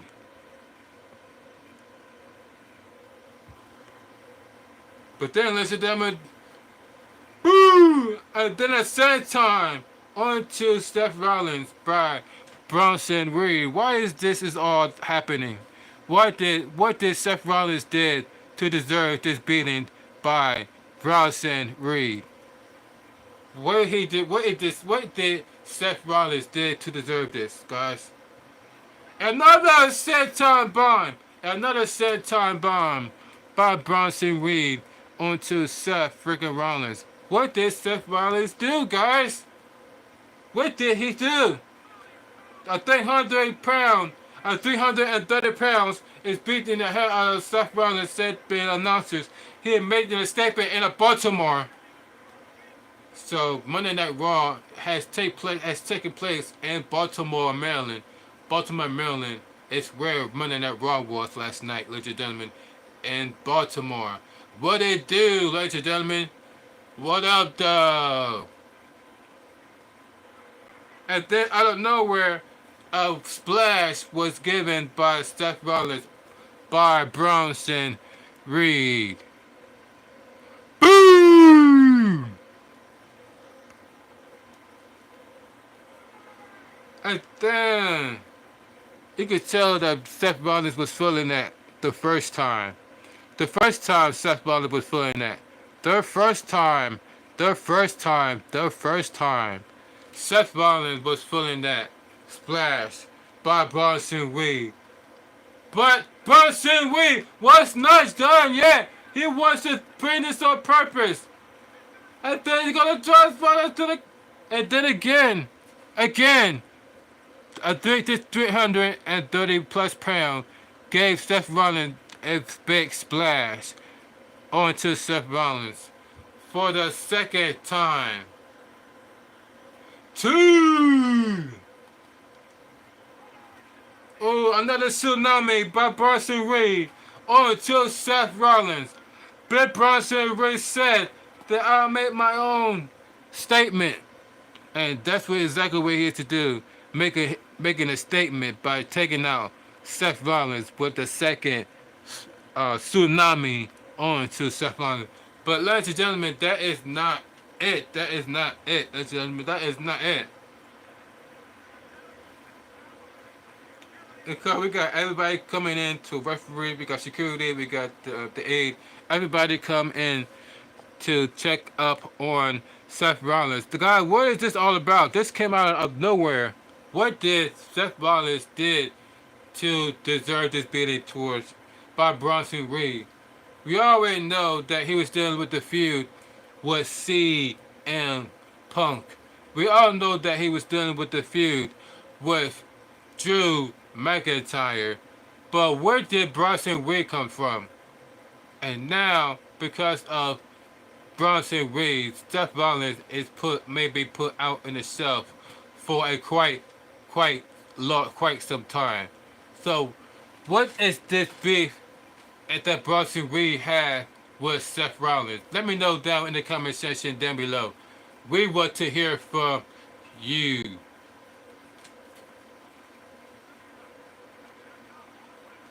Meanwhile, everybody trying to get Bronson Reed out of the arena for insults, for randomly, and I mean randomly insulting Seth Rollins. They're like, get out of here, man. Look at this guy. Just randomly decided to take out Seth Rollins and Bronson Reed. Just at random. The way they hit the assault by Bronson Reed. The mother's words during the week that we said he was going to be. Look at that. He just left Seth Rollins brutally out. well, not just one, but two tsunami hits. I mean, where is this all this coming from? And then out of nowhere, Reed has come out of nowhere. Apparently, it's not through yet. Wanted what choice to ring, and then he stopped wondering what choice to ring. Like he were to say, "I'm not finished with you. I'm not finished with you." And my, no pun intended, Braun Strowman voice, it looks like he was saying, "I'm not finished with you." And he began to run right up. He began to run right up the top of the ramp. He began, let's say, no, he began to run up the turnbuckle, and began to hit him with another tsunami splash onto Seth Rollins. A, a third, a third tsunami splash onto all the way beating down Seth freaking Rollins for the third time. Not one time, not two times, but three times onto Seth Rollins. The tsunami splash by a 330 plus pound man in Bronson Reed. Oh my god. It's like somebody do something, damn it, said the announcers. Because they're just sitting there and just watching him splash after splash after splash. They're just sitting there and not really protecting Seth Rollins. They're just like, come on. This is everybody else that's just sitting there and just letting this guy brutalize Seth Rollins. This is them. Come on, guys. Come on, Bronson Reed. Stop, Bronson Reed. Bronson Reed, no, don't do it. Don't do it, Bronson Reed. Stop.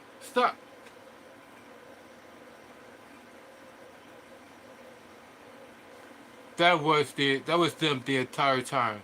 Instead of them yanking Seth Rollins out of the situation, or instead of him holding Bronson Reed down to calm the situation down, all they did was, no, Bronson Reed, stop, don't do it.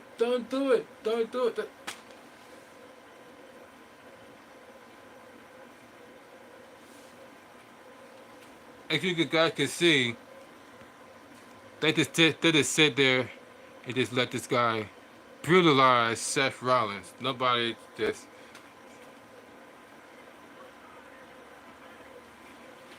Everybody, it seemed like they're scared to put their hands on Bronson Reed to stop him for.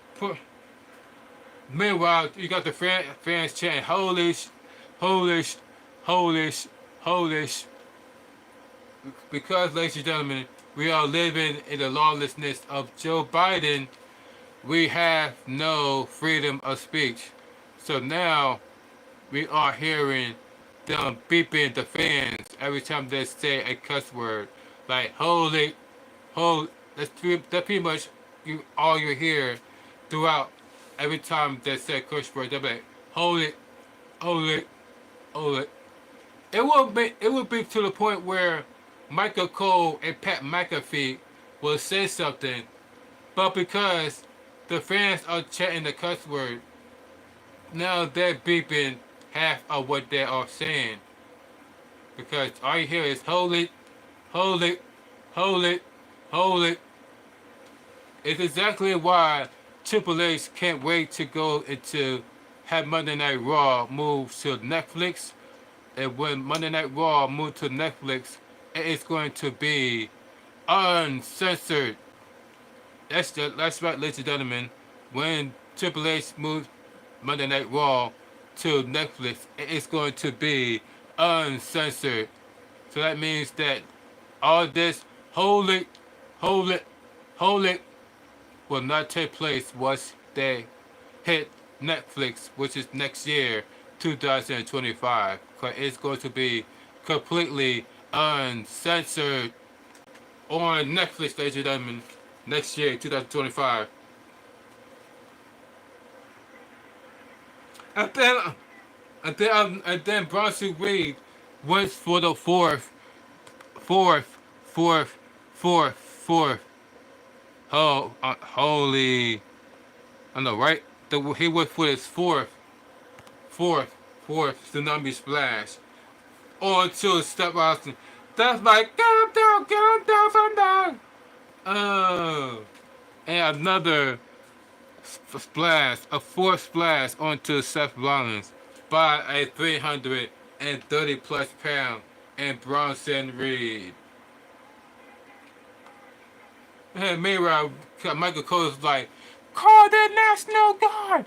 Call the National Guard! Call the National Guard! Somebody get somebody out here! This man's out of control! That's like, this man's getting out of control! Get him down here!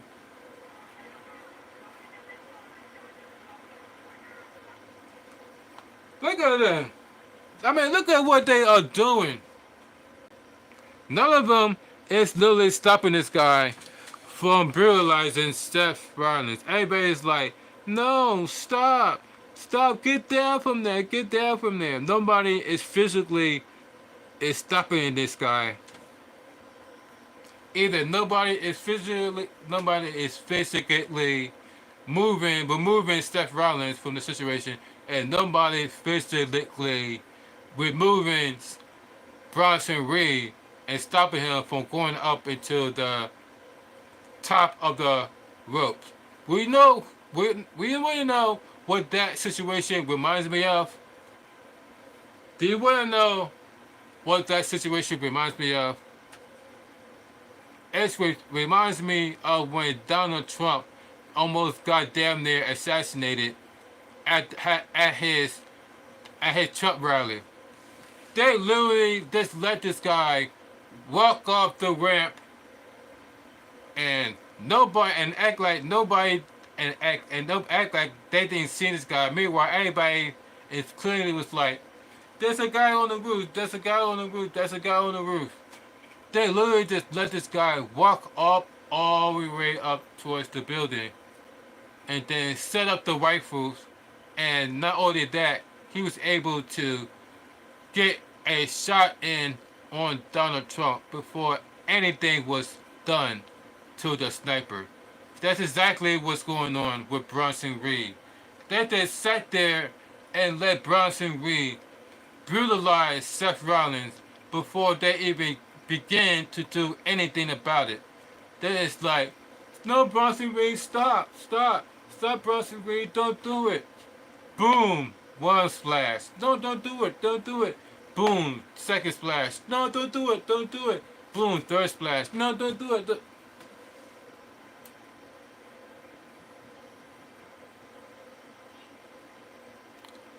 They literally let this guy use the tsunami splash not once, not twice, not three, but 4 times.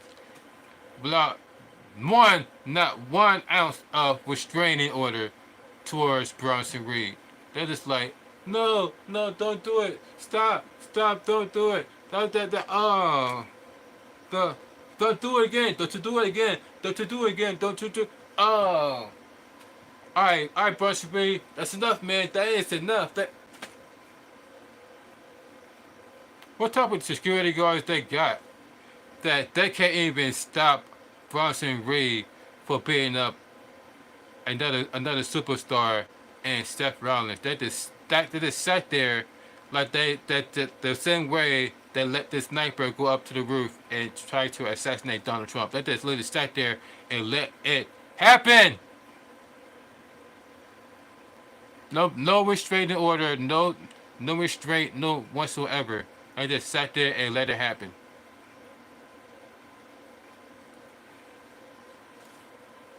Where is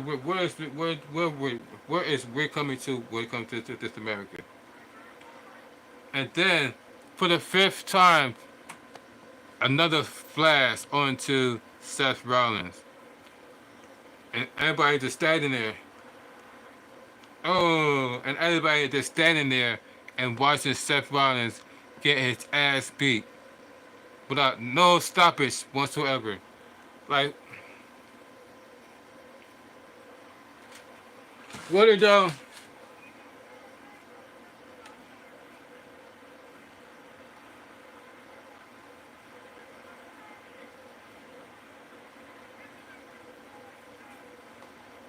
Meanwhile, he's going back up for the sixth time.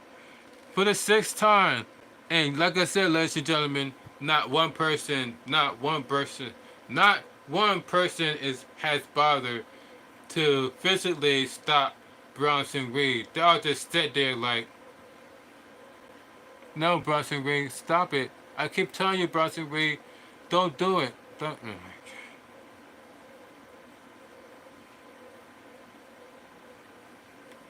God.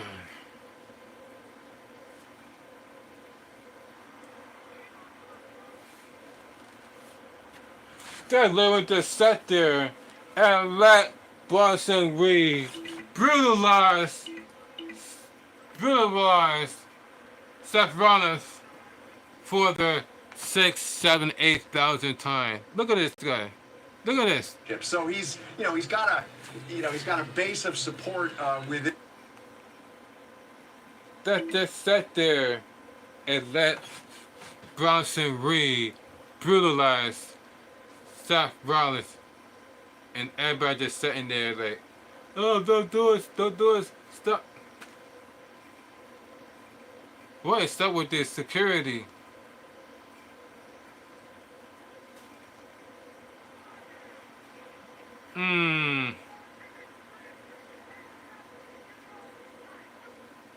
They said how long? Every the announcers was like, how long can this? How long can the beating of Seth Rollins take?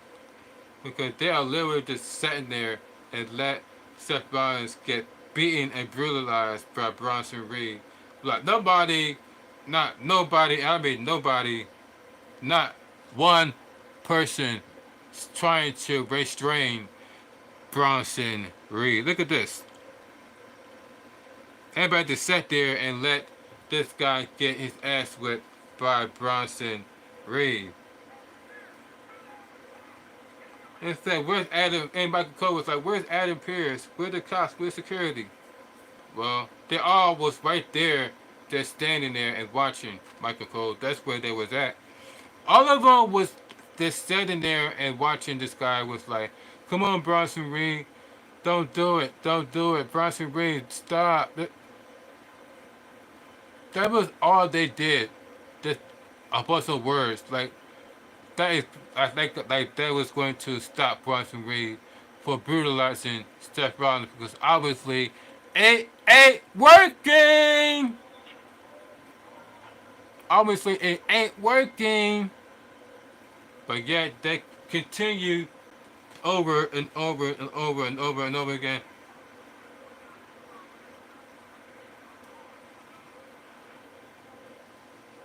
And can you stop? And can you guys stop hiring referees that are smarter than the wrestlers? I mean, look at this guy. Look at this. Look how big Bronson Reed is compared to this referee. Then you got Bronson Reed, and then you got this small ass referee. He's like, he probably was like, I'm not gonna try to put my hands on Bronson Reed. He gonna wipe the floor with me. See, I wonder why. You like only like what, 5'8", 5'7", 130 pounds? Come on, dude. And you got those type of guys being your referees, and then your security guard is no different. It's like you need to hire better referees and hire better security guards if you want these guys to retain some type of order. Because how you expect them to retain any type of order being that type of size? How you expect, How you expect them to maintain any type of order being that size? Look at that. How you expect him to get any type of order when being that size?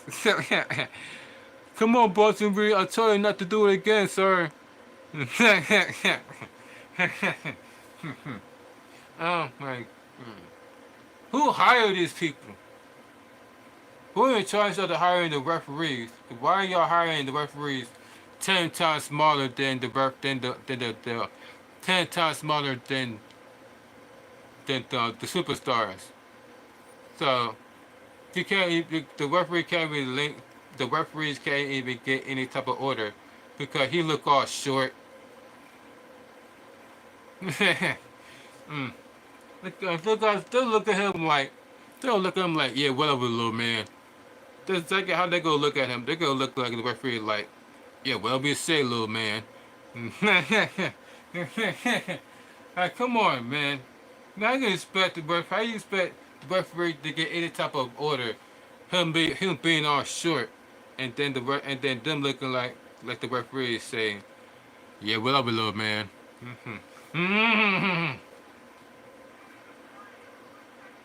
He said the ref. He said that's why he can't even breathe.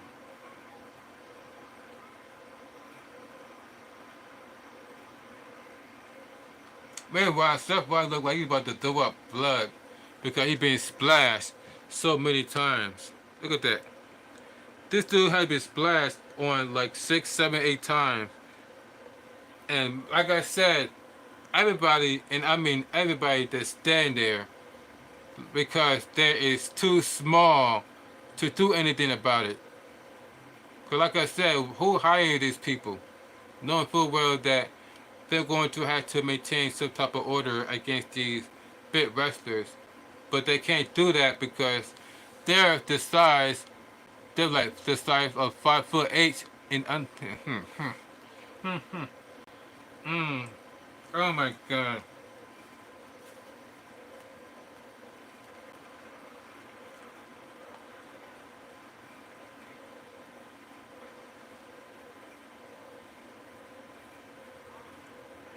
Yeah.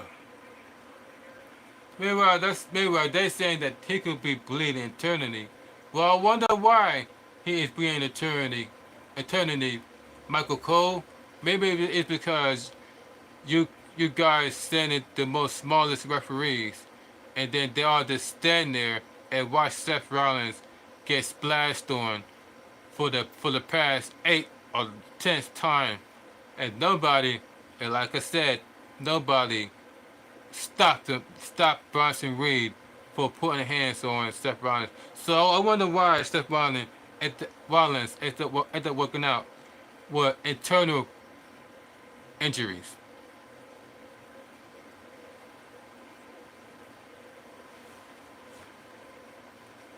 Maybe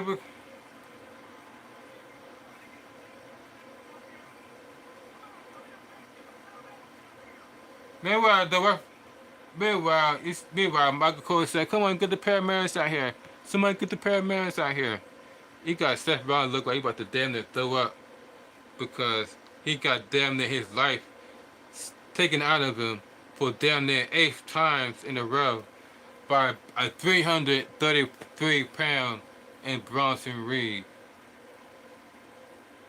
It'll be like a big man doing a cannonball on the pool, and then you see the whole splash. Imagine that going on. Imagine that going on to a human body like yourself, and that's exactly how Seth Rollins feels. For the 8th time, Bronson Reed has done this to him for the 8th time. And like I said, ladies and gentlemen, nobody, and I mean nobody's do anything to stop it. They just sit there. They just sit there because every one of them is under 5'8". Every last one of them is under 5'8". Let me give you a perfect example, guys. This is Bronson Reed. This is Bronson Reed. You see how big Bronson Reed is? He is big. He is tall. He is 333 pounds in Bronson Reed. And this is the referee. And this is the security guards. And this is the officials trying to stop Bronson Reed for brutalizing Seth Rollins. Come on, Seth. Come on, Seth. Come on, Bronson Reed. Come on, Bronson Reed. Stop putting your hands on Seth Rollins. Stop putting your hands on Seth Rollins. Boom. Come on, come on, come on. Stop putting your hands on Seth Rollins. Stop putting your hands on Seth Rollins. See what I mean? You got guys that are 5 foot, damn near 5 foot nothing, refereeing this match, and then you guys and you guys wonder why they didn't stop Bronson Reed for brutalizing Seth freaking Rollins, because they're damn near 5'8" and shorter. None of these guys are taller than Bronson Reed, no, bigger than Bronson Reed. But, and then this is what we get. This is what we get.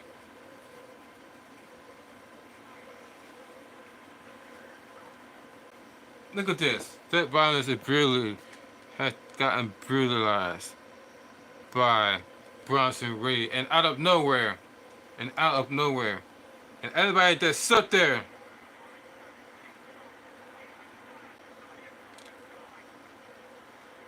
And then that's when Bronson Reed once again went back up in the ring.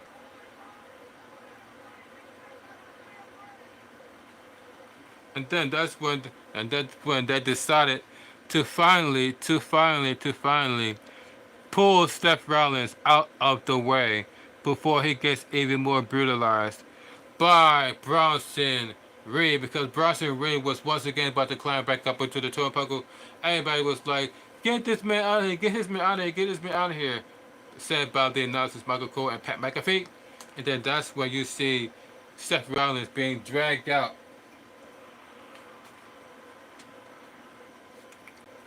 As you guys can see.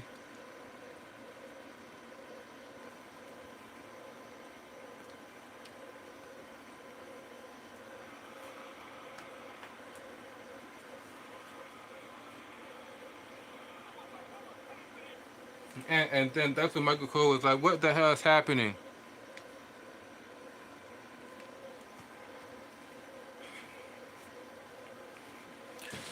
And all I have to say is Daniel Bryan is right.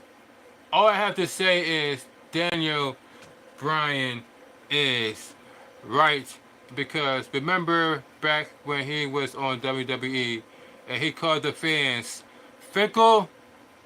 Remember, guys, when Daniel Bryan was in WWE and he called the fans fickle, because these are the same fans that one day will cheer for you and then turn around, and these are the same fans will turn right around and boo you right out of the building. The same fans that was once cheer for you would out of nowhere boo you out of the building.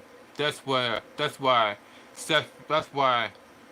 Daniel Bryan calling the fans up today fickle, because throughout the entire time Seth Rollins has gotten beaten by Bronson Reed.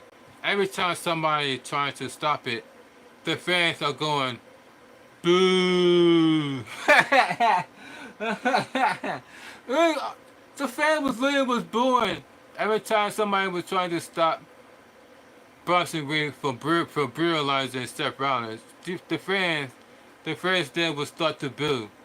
But then, as soon as Bronson Reed was continuing to brutalize Seth Rollins with the splash after splash after splash after splash after splash, the fans were cheering about it. I was like, what the hell? The fans was literally cheering. The fans was literally cheering Bronson Reed beating up Seth Rollins. And then that's when that whole fickle speech popped into my head of Daniel Bryan, because why they was booing when people was trying to protect Seth Rollins. People was booing him. I don't know if you guys hear that, but if you guys could go back and watch that match watch that brutalized attack between Bronson Reed and Seth Rollins, and listen to the fans cheer every time Seth Rollins was getting brutalized by Bronson Reed, and how many times the fans was booing every time somebody was trying to stop Seth Rollins from getting brutalized. I was like, are you guys serious?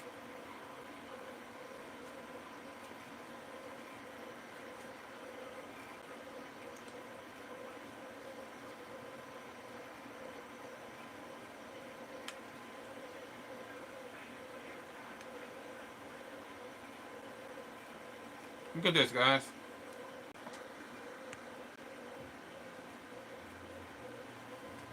Let me guys know what you guys think about this Raider Mask ambush by Bronson Reed onto Seth Rollins, and let me guys know what you think about.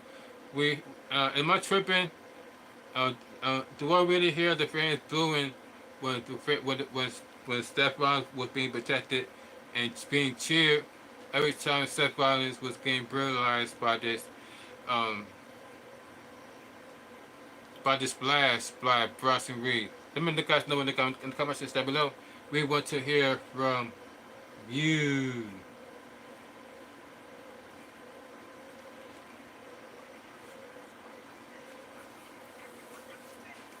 Let me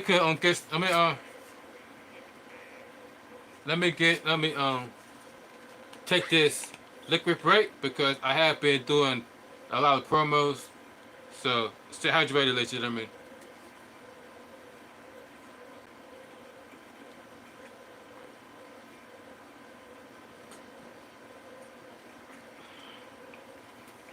Alright, Kat, what are you doing?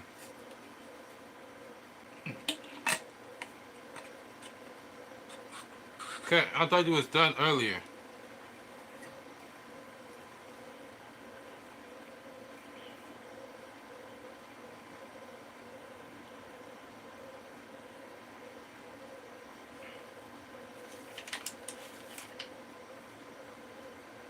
But this guy Gunther decided that he wants me to pat him some more.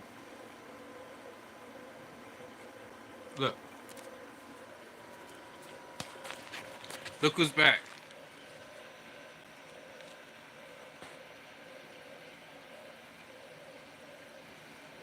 Okay. Yeah. The cat put his tail on my lips, and it cat shedding. Come on.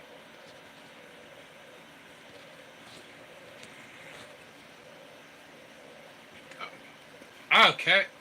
Stop wiping your tail against my freaking face. Look at this. Look. The cat keep rubbing his tail on my face. Alright, cat. Stop putting your butt in my face. Hey. Ain't trying to headbutt the camera. You alright, cat? Stop rubbing your tail on my face.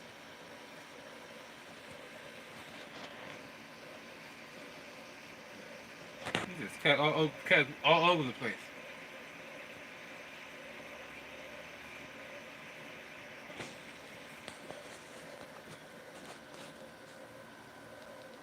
Okay, we'll go just lay there. Ow! Okay, you gotta headbutt me like that. Cat literally just headbutt me with his freaking. Cat literally just headbutt me. Y'all saw that? The cat just really just headbutt me. Hey, stop biting my glasses. Cat, stop biting my glasses. Cat, stop biting my glasses. Stop biting my glasses. Cat really just bite my glasses. Hey, get my glasses on.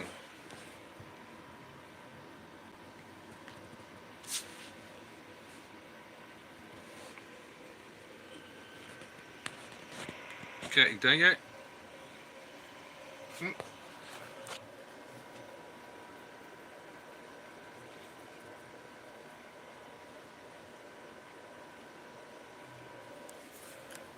Are we done yet, cat? Are we done yet? Are we done yet? Okay, you gotta hit me with your freaking tongue.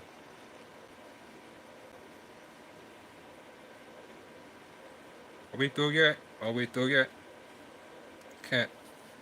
Are we through yet?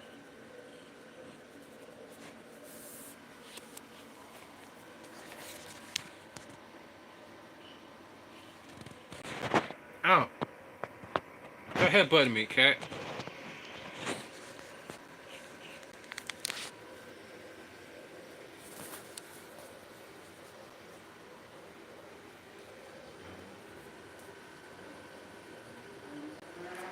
You alright, cat? You done?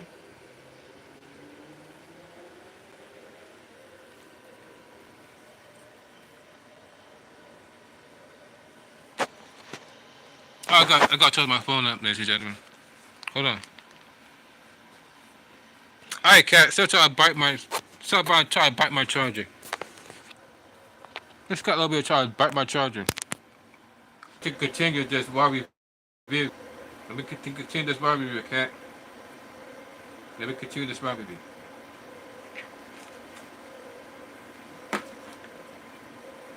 Hey, stop. Stop.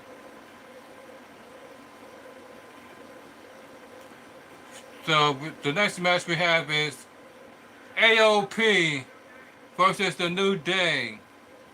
Kofi Kingston and Xavier Woods. It's the next match. AOP versus the New Day. Xavier Woods and Kofi Kingston.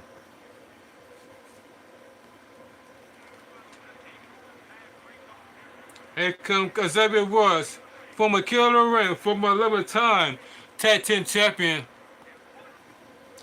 In there with AOP. Xavier Woods were in there with AOP.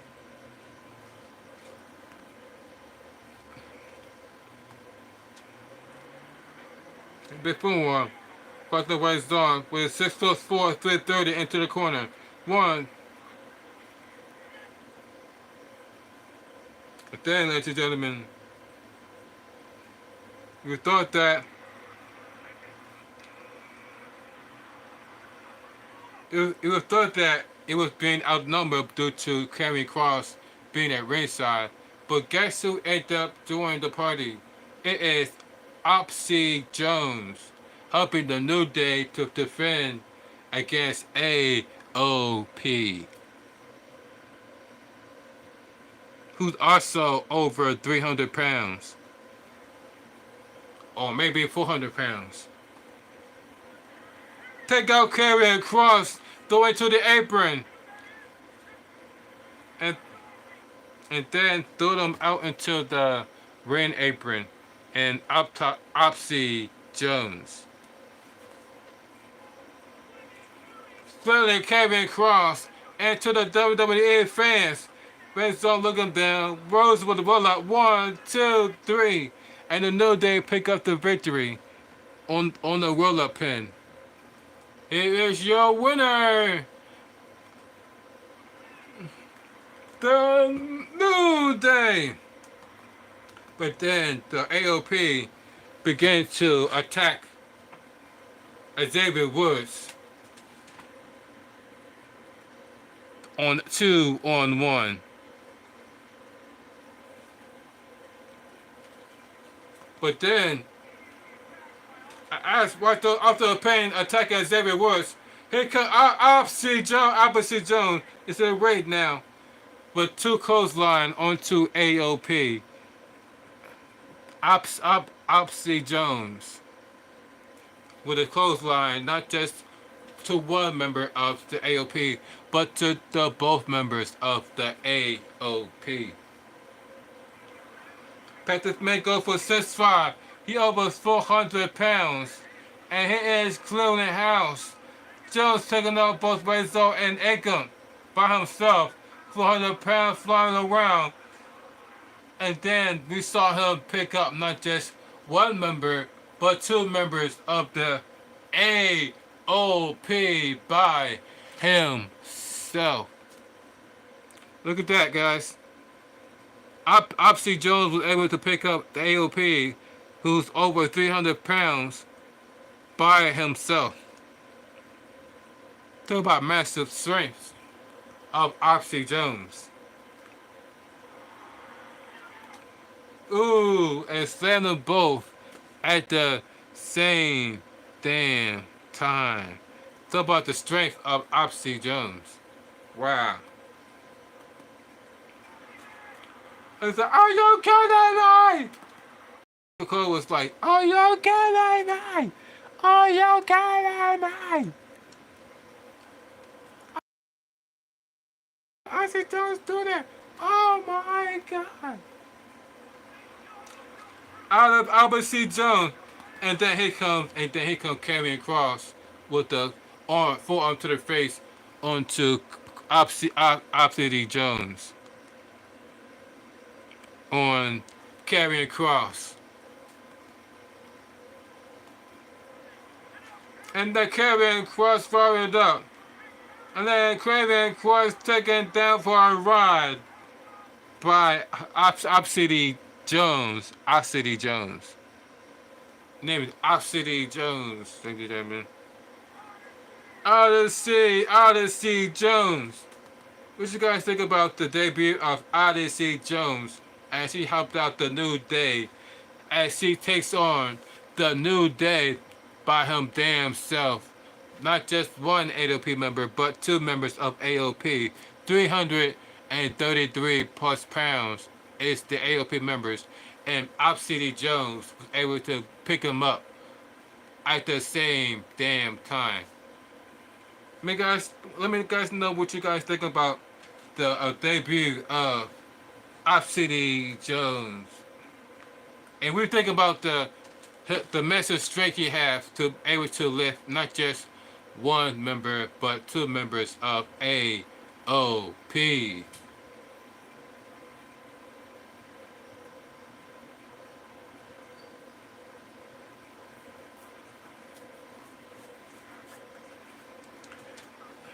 Before we continue with this,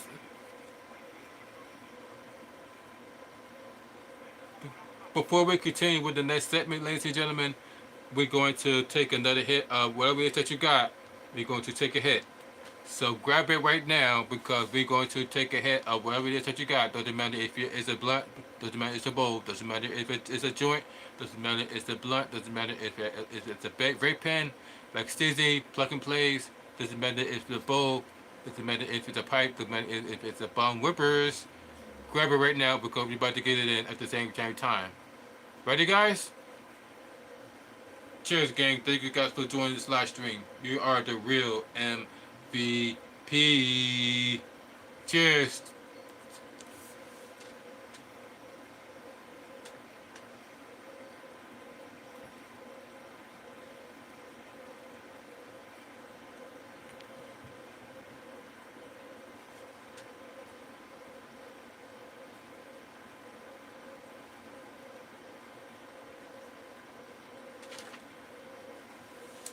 Cheers, my friend.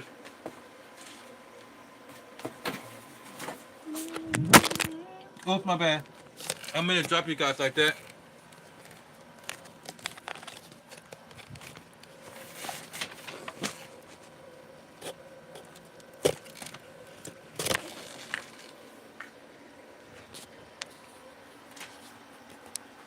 I didn't mean to drop you guys like that. There you go.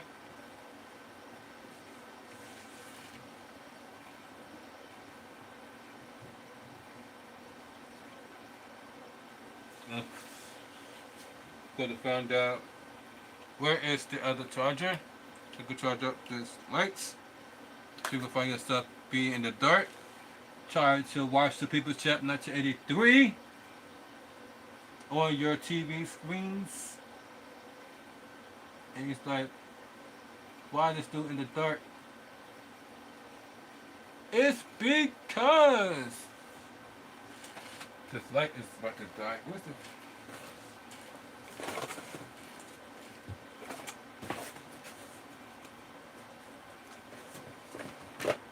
There it is. I found it. Found it.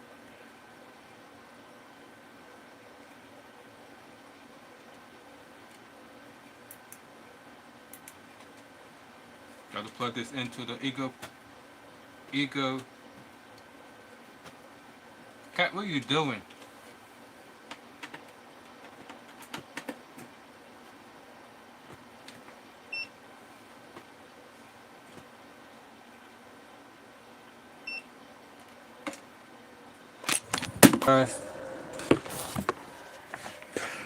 For some reason, my tripod ended up breaking. So now now I need a new tripod.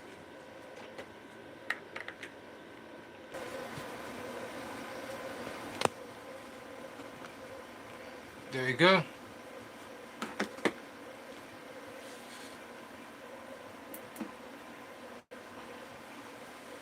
Good, go. Light is back on bright.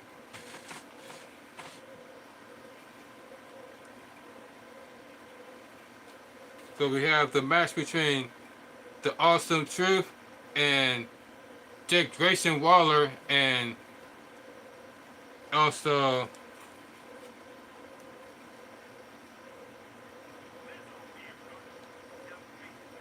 Austin Theory.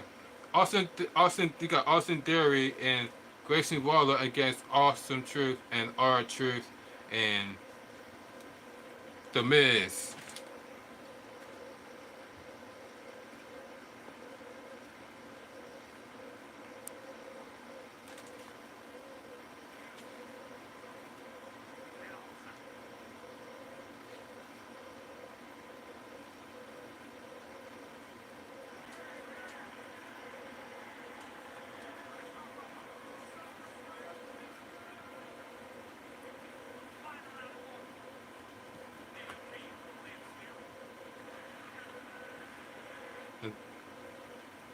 And then, ladies and gentlemen,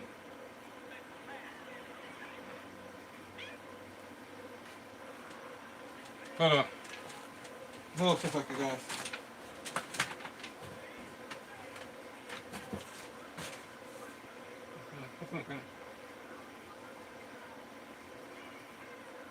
Come on, cat.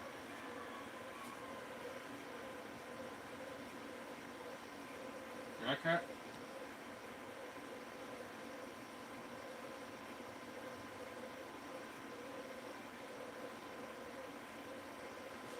Okay.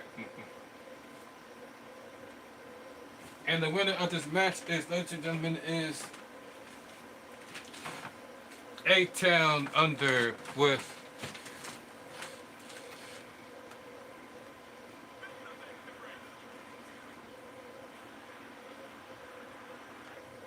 Austin Theory pinning R-Truth for the 1, 2, 3, making Grayson Waller and Austin Theory the winner of this match.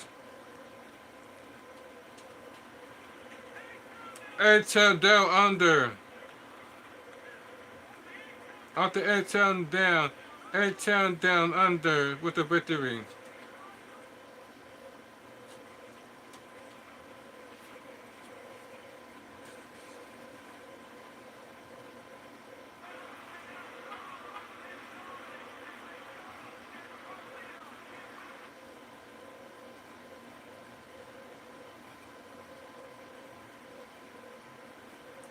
Damian Priest.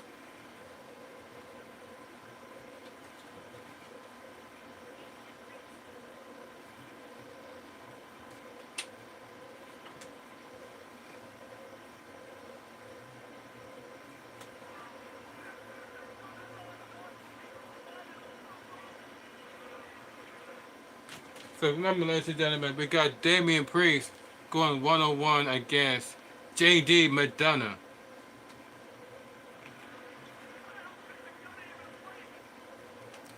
As you can see, Damian Priest against JD McDonough.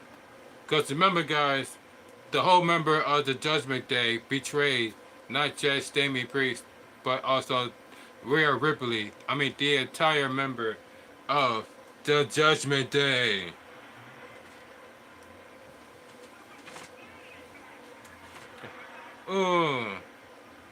And it got this guy was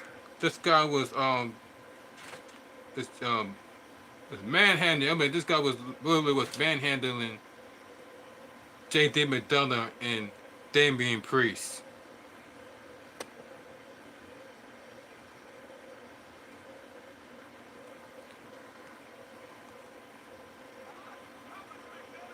He said how the announcer was wondering. The announcer was really wondering how he's even alive after that.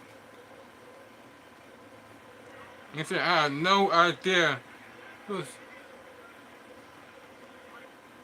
as you can see, the members of Judgment Day was at ringside. Carlito.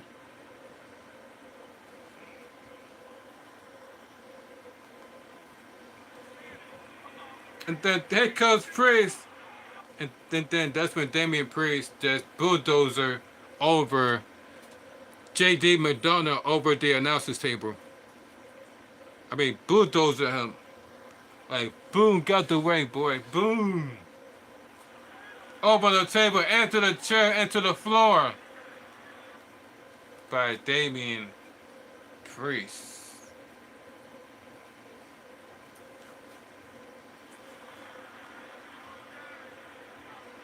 What, like with David Madonna, he been into a big car wreck, according to the announcers. And then that's when Damian Priest threw JD Madonna back into the ring. And then, oh, a clothesline.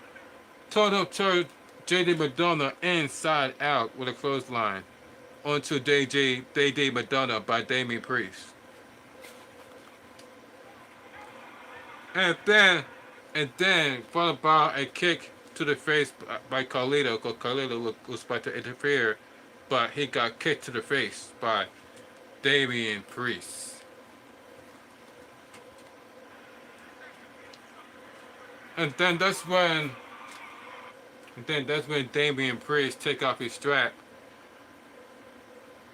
and begins to handle business against the Judgment Day.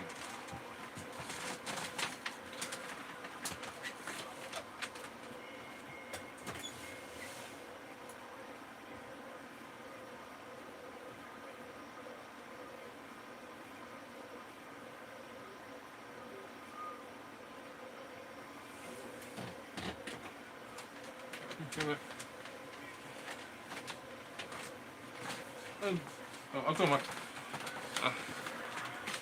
I thought the cat wanted to go out. So I was trying to open the door for the cat, and the cat just looked at me and was like,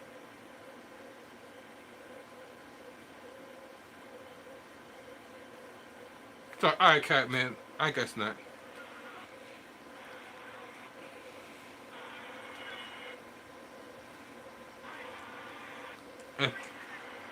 So, just because Damian Priest, but they go for the church land. But then from behind was Finn Balor, and the match got disqualified thanks to the interference of Finn Balor.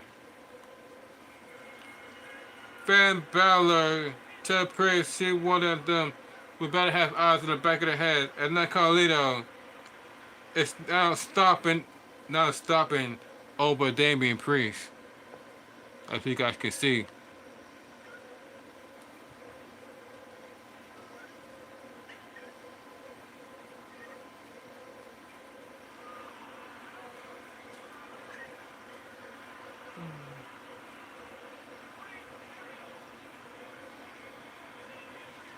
And now Damian Priest found himself standing to the hole of the guy that cost him a championship, and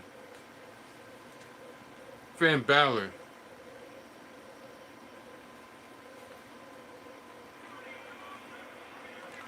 So now all the members of Judgment Day end up jumping Damian Priest. Even Dominant Mysterio was jumping in on Damian Priest. No, we got Madonna, we got Carlito and Liv Morgan into the ring, and this is all out assault onto Damian Priest, and even Liv Morgan got into it. Liv Morgan, lower Dominant Mysterio, Carlito, JD, they all jump in onto Damian Priest. Look at this. All members against one. Wow. First is helpless, and then you see that's when Damian Priest tried to fight off the Judgment Day. And then sideswept Dominic Mysterio as well. And then a super kick onto Carlito. And then he super kicked Carlito in the face, which has led to Damian Priest and Finn Balor 1-on-1. Liv Morgan, as you can see, standing by the ring, standing by next to Finn Balor.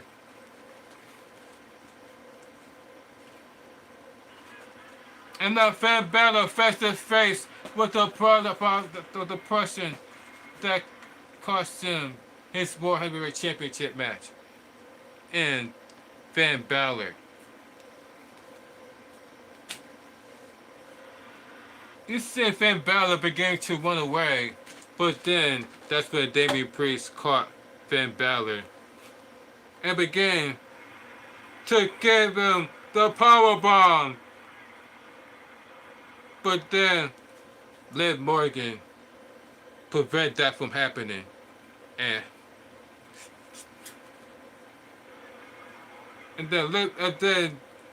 then Finn Balor was ran out of here like his pants was on fire. With Liv Morgan in a ring by herself with Damian Priest. Look at this.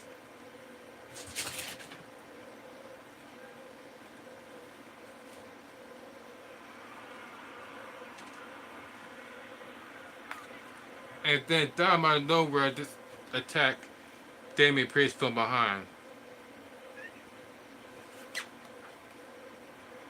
And now Liv Morgan and Dom are now double teaming on Damian Priest, Liv Morgan and Dom Mysterio.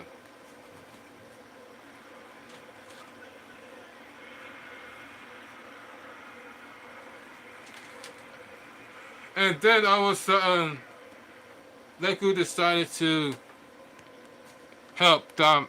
That's who decided to help Damian Priest, I should say. It's mommy herself, Rhea Ripley.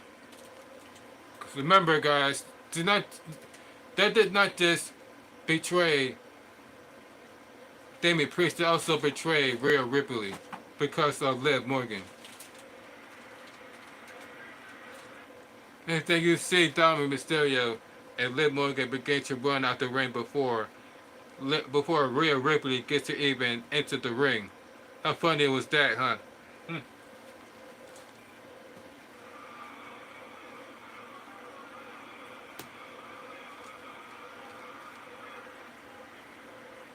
But then that's when Rhea Ripley was able to caught Liv Morgan and bring her back into the ring.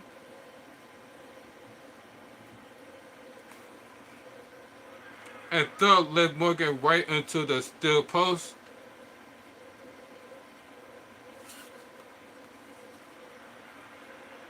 And then again, Liv Morgan right into the steel post again by Rhea Ripley.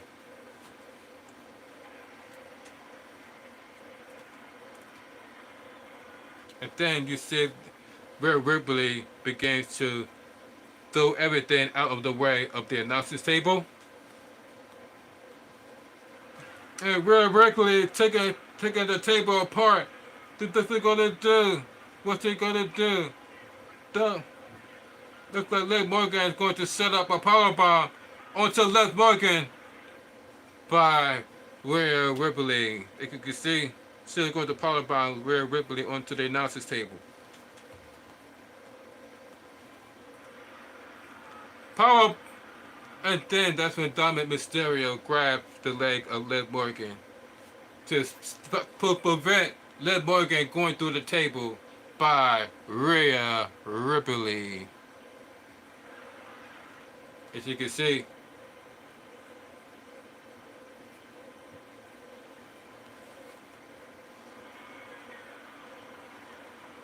look at, oops. look at the look of Rhea Ripley's face after Dominic Mysterio saved Liv Morgan for going through the table. Wow, Dominic Mysterio. You think that? Do you guys think that Dominic Mysterio did the right thing by choosing Liv Morgan over Rhea Ripley? Let me know down in the comment section down below. Do you guys think that Dominic Mysterio made the right thing as to choosing Liv Morgan, even though that he already did chose Rhea Ripley, but then out of nowhere decided to choose Liv Morgan. Meanwhile, in the ring,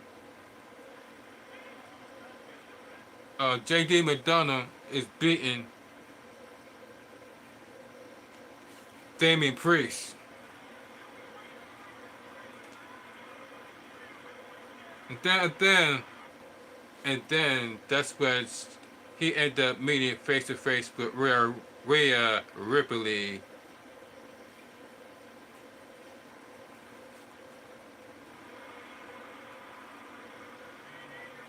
Ooh, and then a vicious headbutt towards JD by Rhea Ripley. And followed by a chokeslam by Damian Priest. Followed by a chokeslam by Damian Priest onto JD McDonough from way uptown. Boom! And then onto the mat by Damian Priest onto JD McDonough.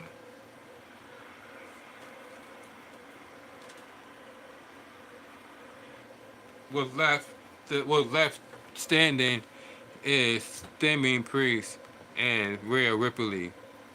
Guys, what do you guys think about the betrayal of Judgment Day onto Rhea Ripley and Damian Priest because they decided to act like leaders and said that the deal was to not have a leader. So that because they decided to act like a leader, that's justified them screwing both Rhea Ripley and costing Damian Priest his WWE World Heavyweight Championship. And matter of fact, ladies and gentlemen, a lot of people didn't know that Damian Priest is the second person that is Puerto Rican to win the WWE World Heavyweight Champion. And Damian Priest is the second Puerto Rican to win the WWE Championship. Because remember, everybody was complaining that only The Rock was able to become WWE Champion that is black. And the World Heavyweight Championship was one that was held by WCW, was the only championship that a black person was able to go after, but not. And this is before Kofi Kingston, and this is before people like Xavier Woods, people like Big E, and people like Bobby Lashley had became WWE Champion. This is when The Rock was only one that became WWE Champion. So everybody was complaining about saying that, oh, The Rock was the only black person to win the WWE Championship. Meanwhile, Damian Priest is the second Puerto Rican to win the WWE Championship. The second. So that means we're in 2024 and we only have two Puerto Ricans winning the WWE Championship. One of them is Damian Priest.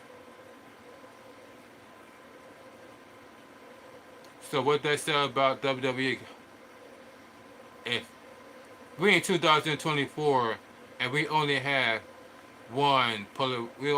two Puerto Ricans to win the WWE Championship, and they've been around for many, many, many years, and then only have two Puerto Ricans to win the WWE Championship. One of them is Damian Priest.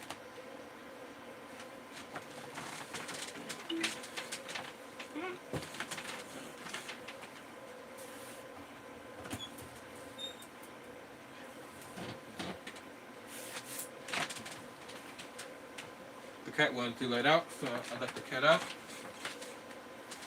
The door is shut to keep the air conditioner running, so I had to let the cat out. So what do you guys think about the betrayal of Judgment Day onto Ripley and Damian Priest? That's crazy.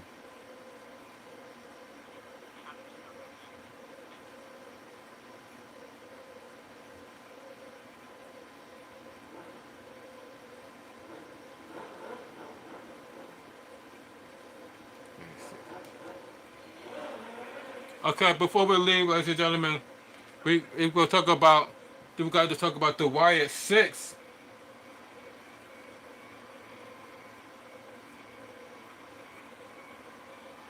We got the Wyatt 6 versus Chad Gable and the Creed brothers. The Wyatt 6 versus Chad Gable and the Creed brothers.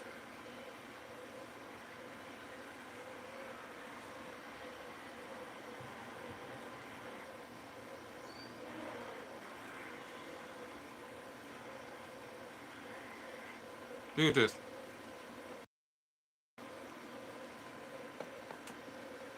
The Wyatt 6 versus the Creed brothers and Chad Gable.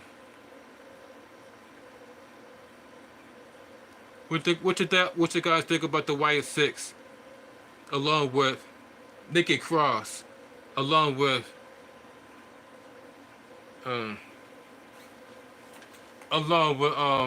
Eric Rowan, along with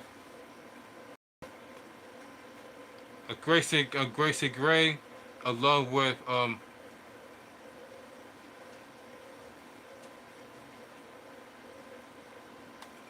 Bo Dallas, and also we have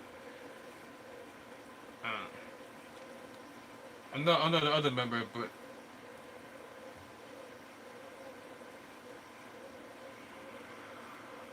Dexter Lumis.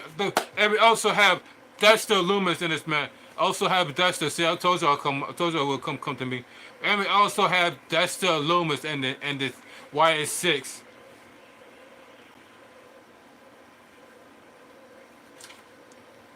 He's a member of the Wyatt 6. Going against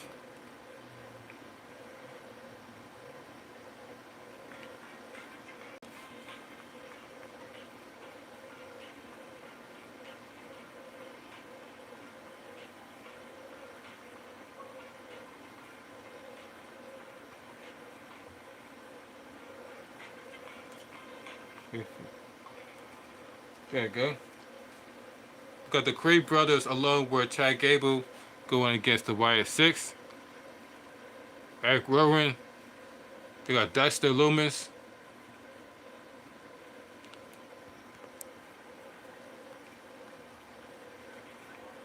Nikki Cross.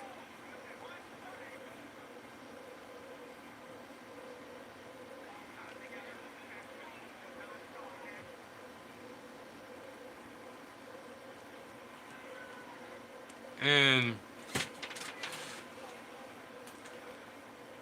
by the assist by Eric Rowan, Dexter Lumis was able to pin Chad Gable for the 1, 2, 3, making the Wyatt 6 the winner against Chad Gable and the Creed brothers. Here is your winner!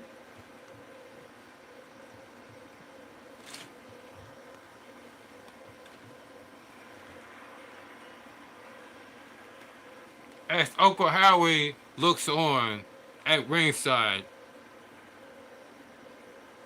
What you guys think about the match between the Wyatt 6 along with versus Chad Gable and the Creed brothers? and the victory goes to the Wyatt Six. Let me guys know what you guys think about that match. Um, a victory goes to the Wyatt Six. What you guys think about the Wyatt Six so far? Now that they are in a match, and the match involving the Creed brothers and Chad Gable. Let me guys know what you guys think about their debut match and against the Creed brothers along with Chad Gable. Let me guys know in the comment section down below. We want to hear from you. And that is, ladies and gentlemen,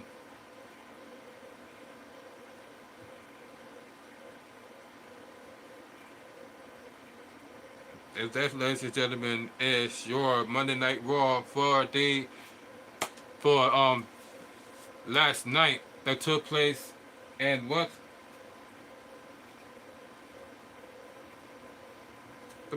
I gave it was a decent show. It was a decent show. And definitely it was a decent show. The, especially when it comes to the Wyatt, definitely when it comes to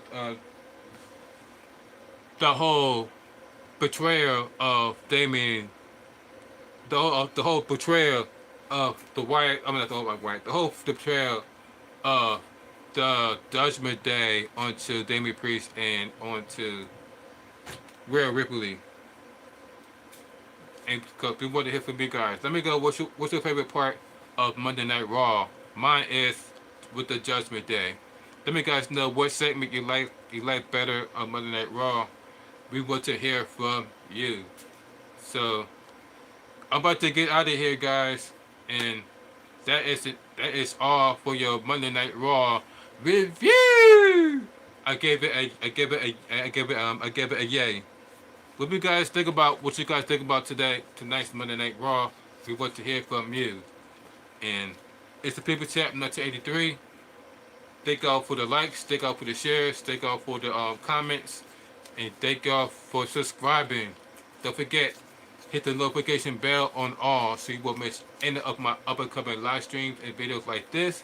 And also, share this video with your friends and family so they too know that the People's Champ 1983 goes live on a daily basis between 4 o'clock p.m. Eastern, 1 o'clock West Coast. 4 p.m. Eastern, 1 o'clock West Coast.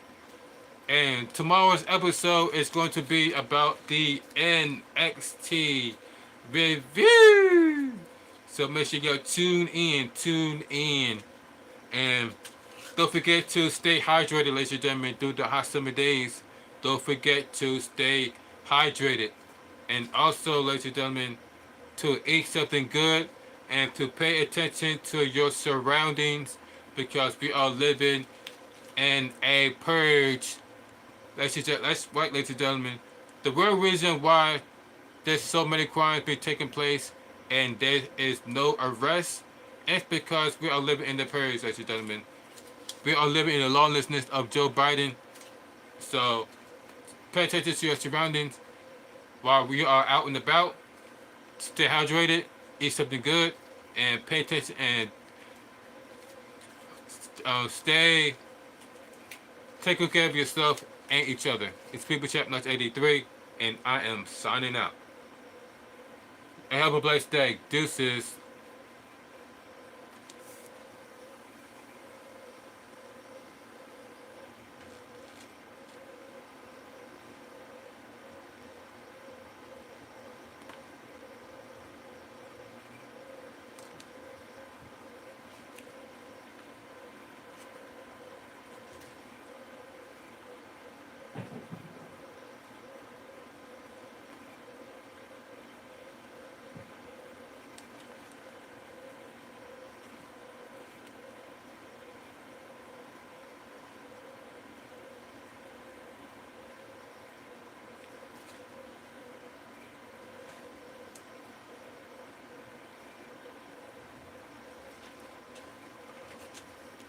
Oh my God.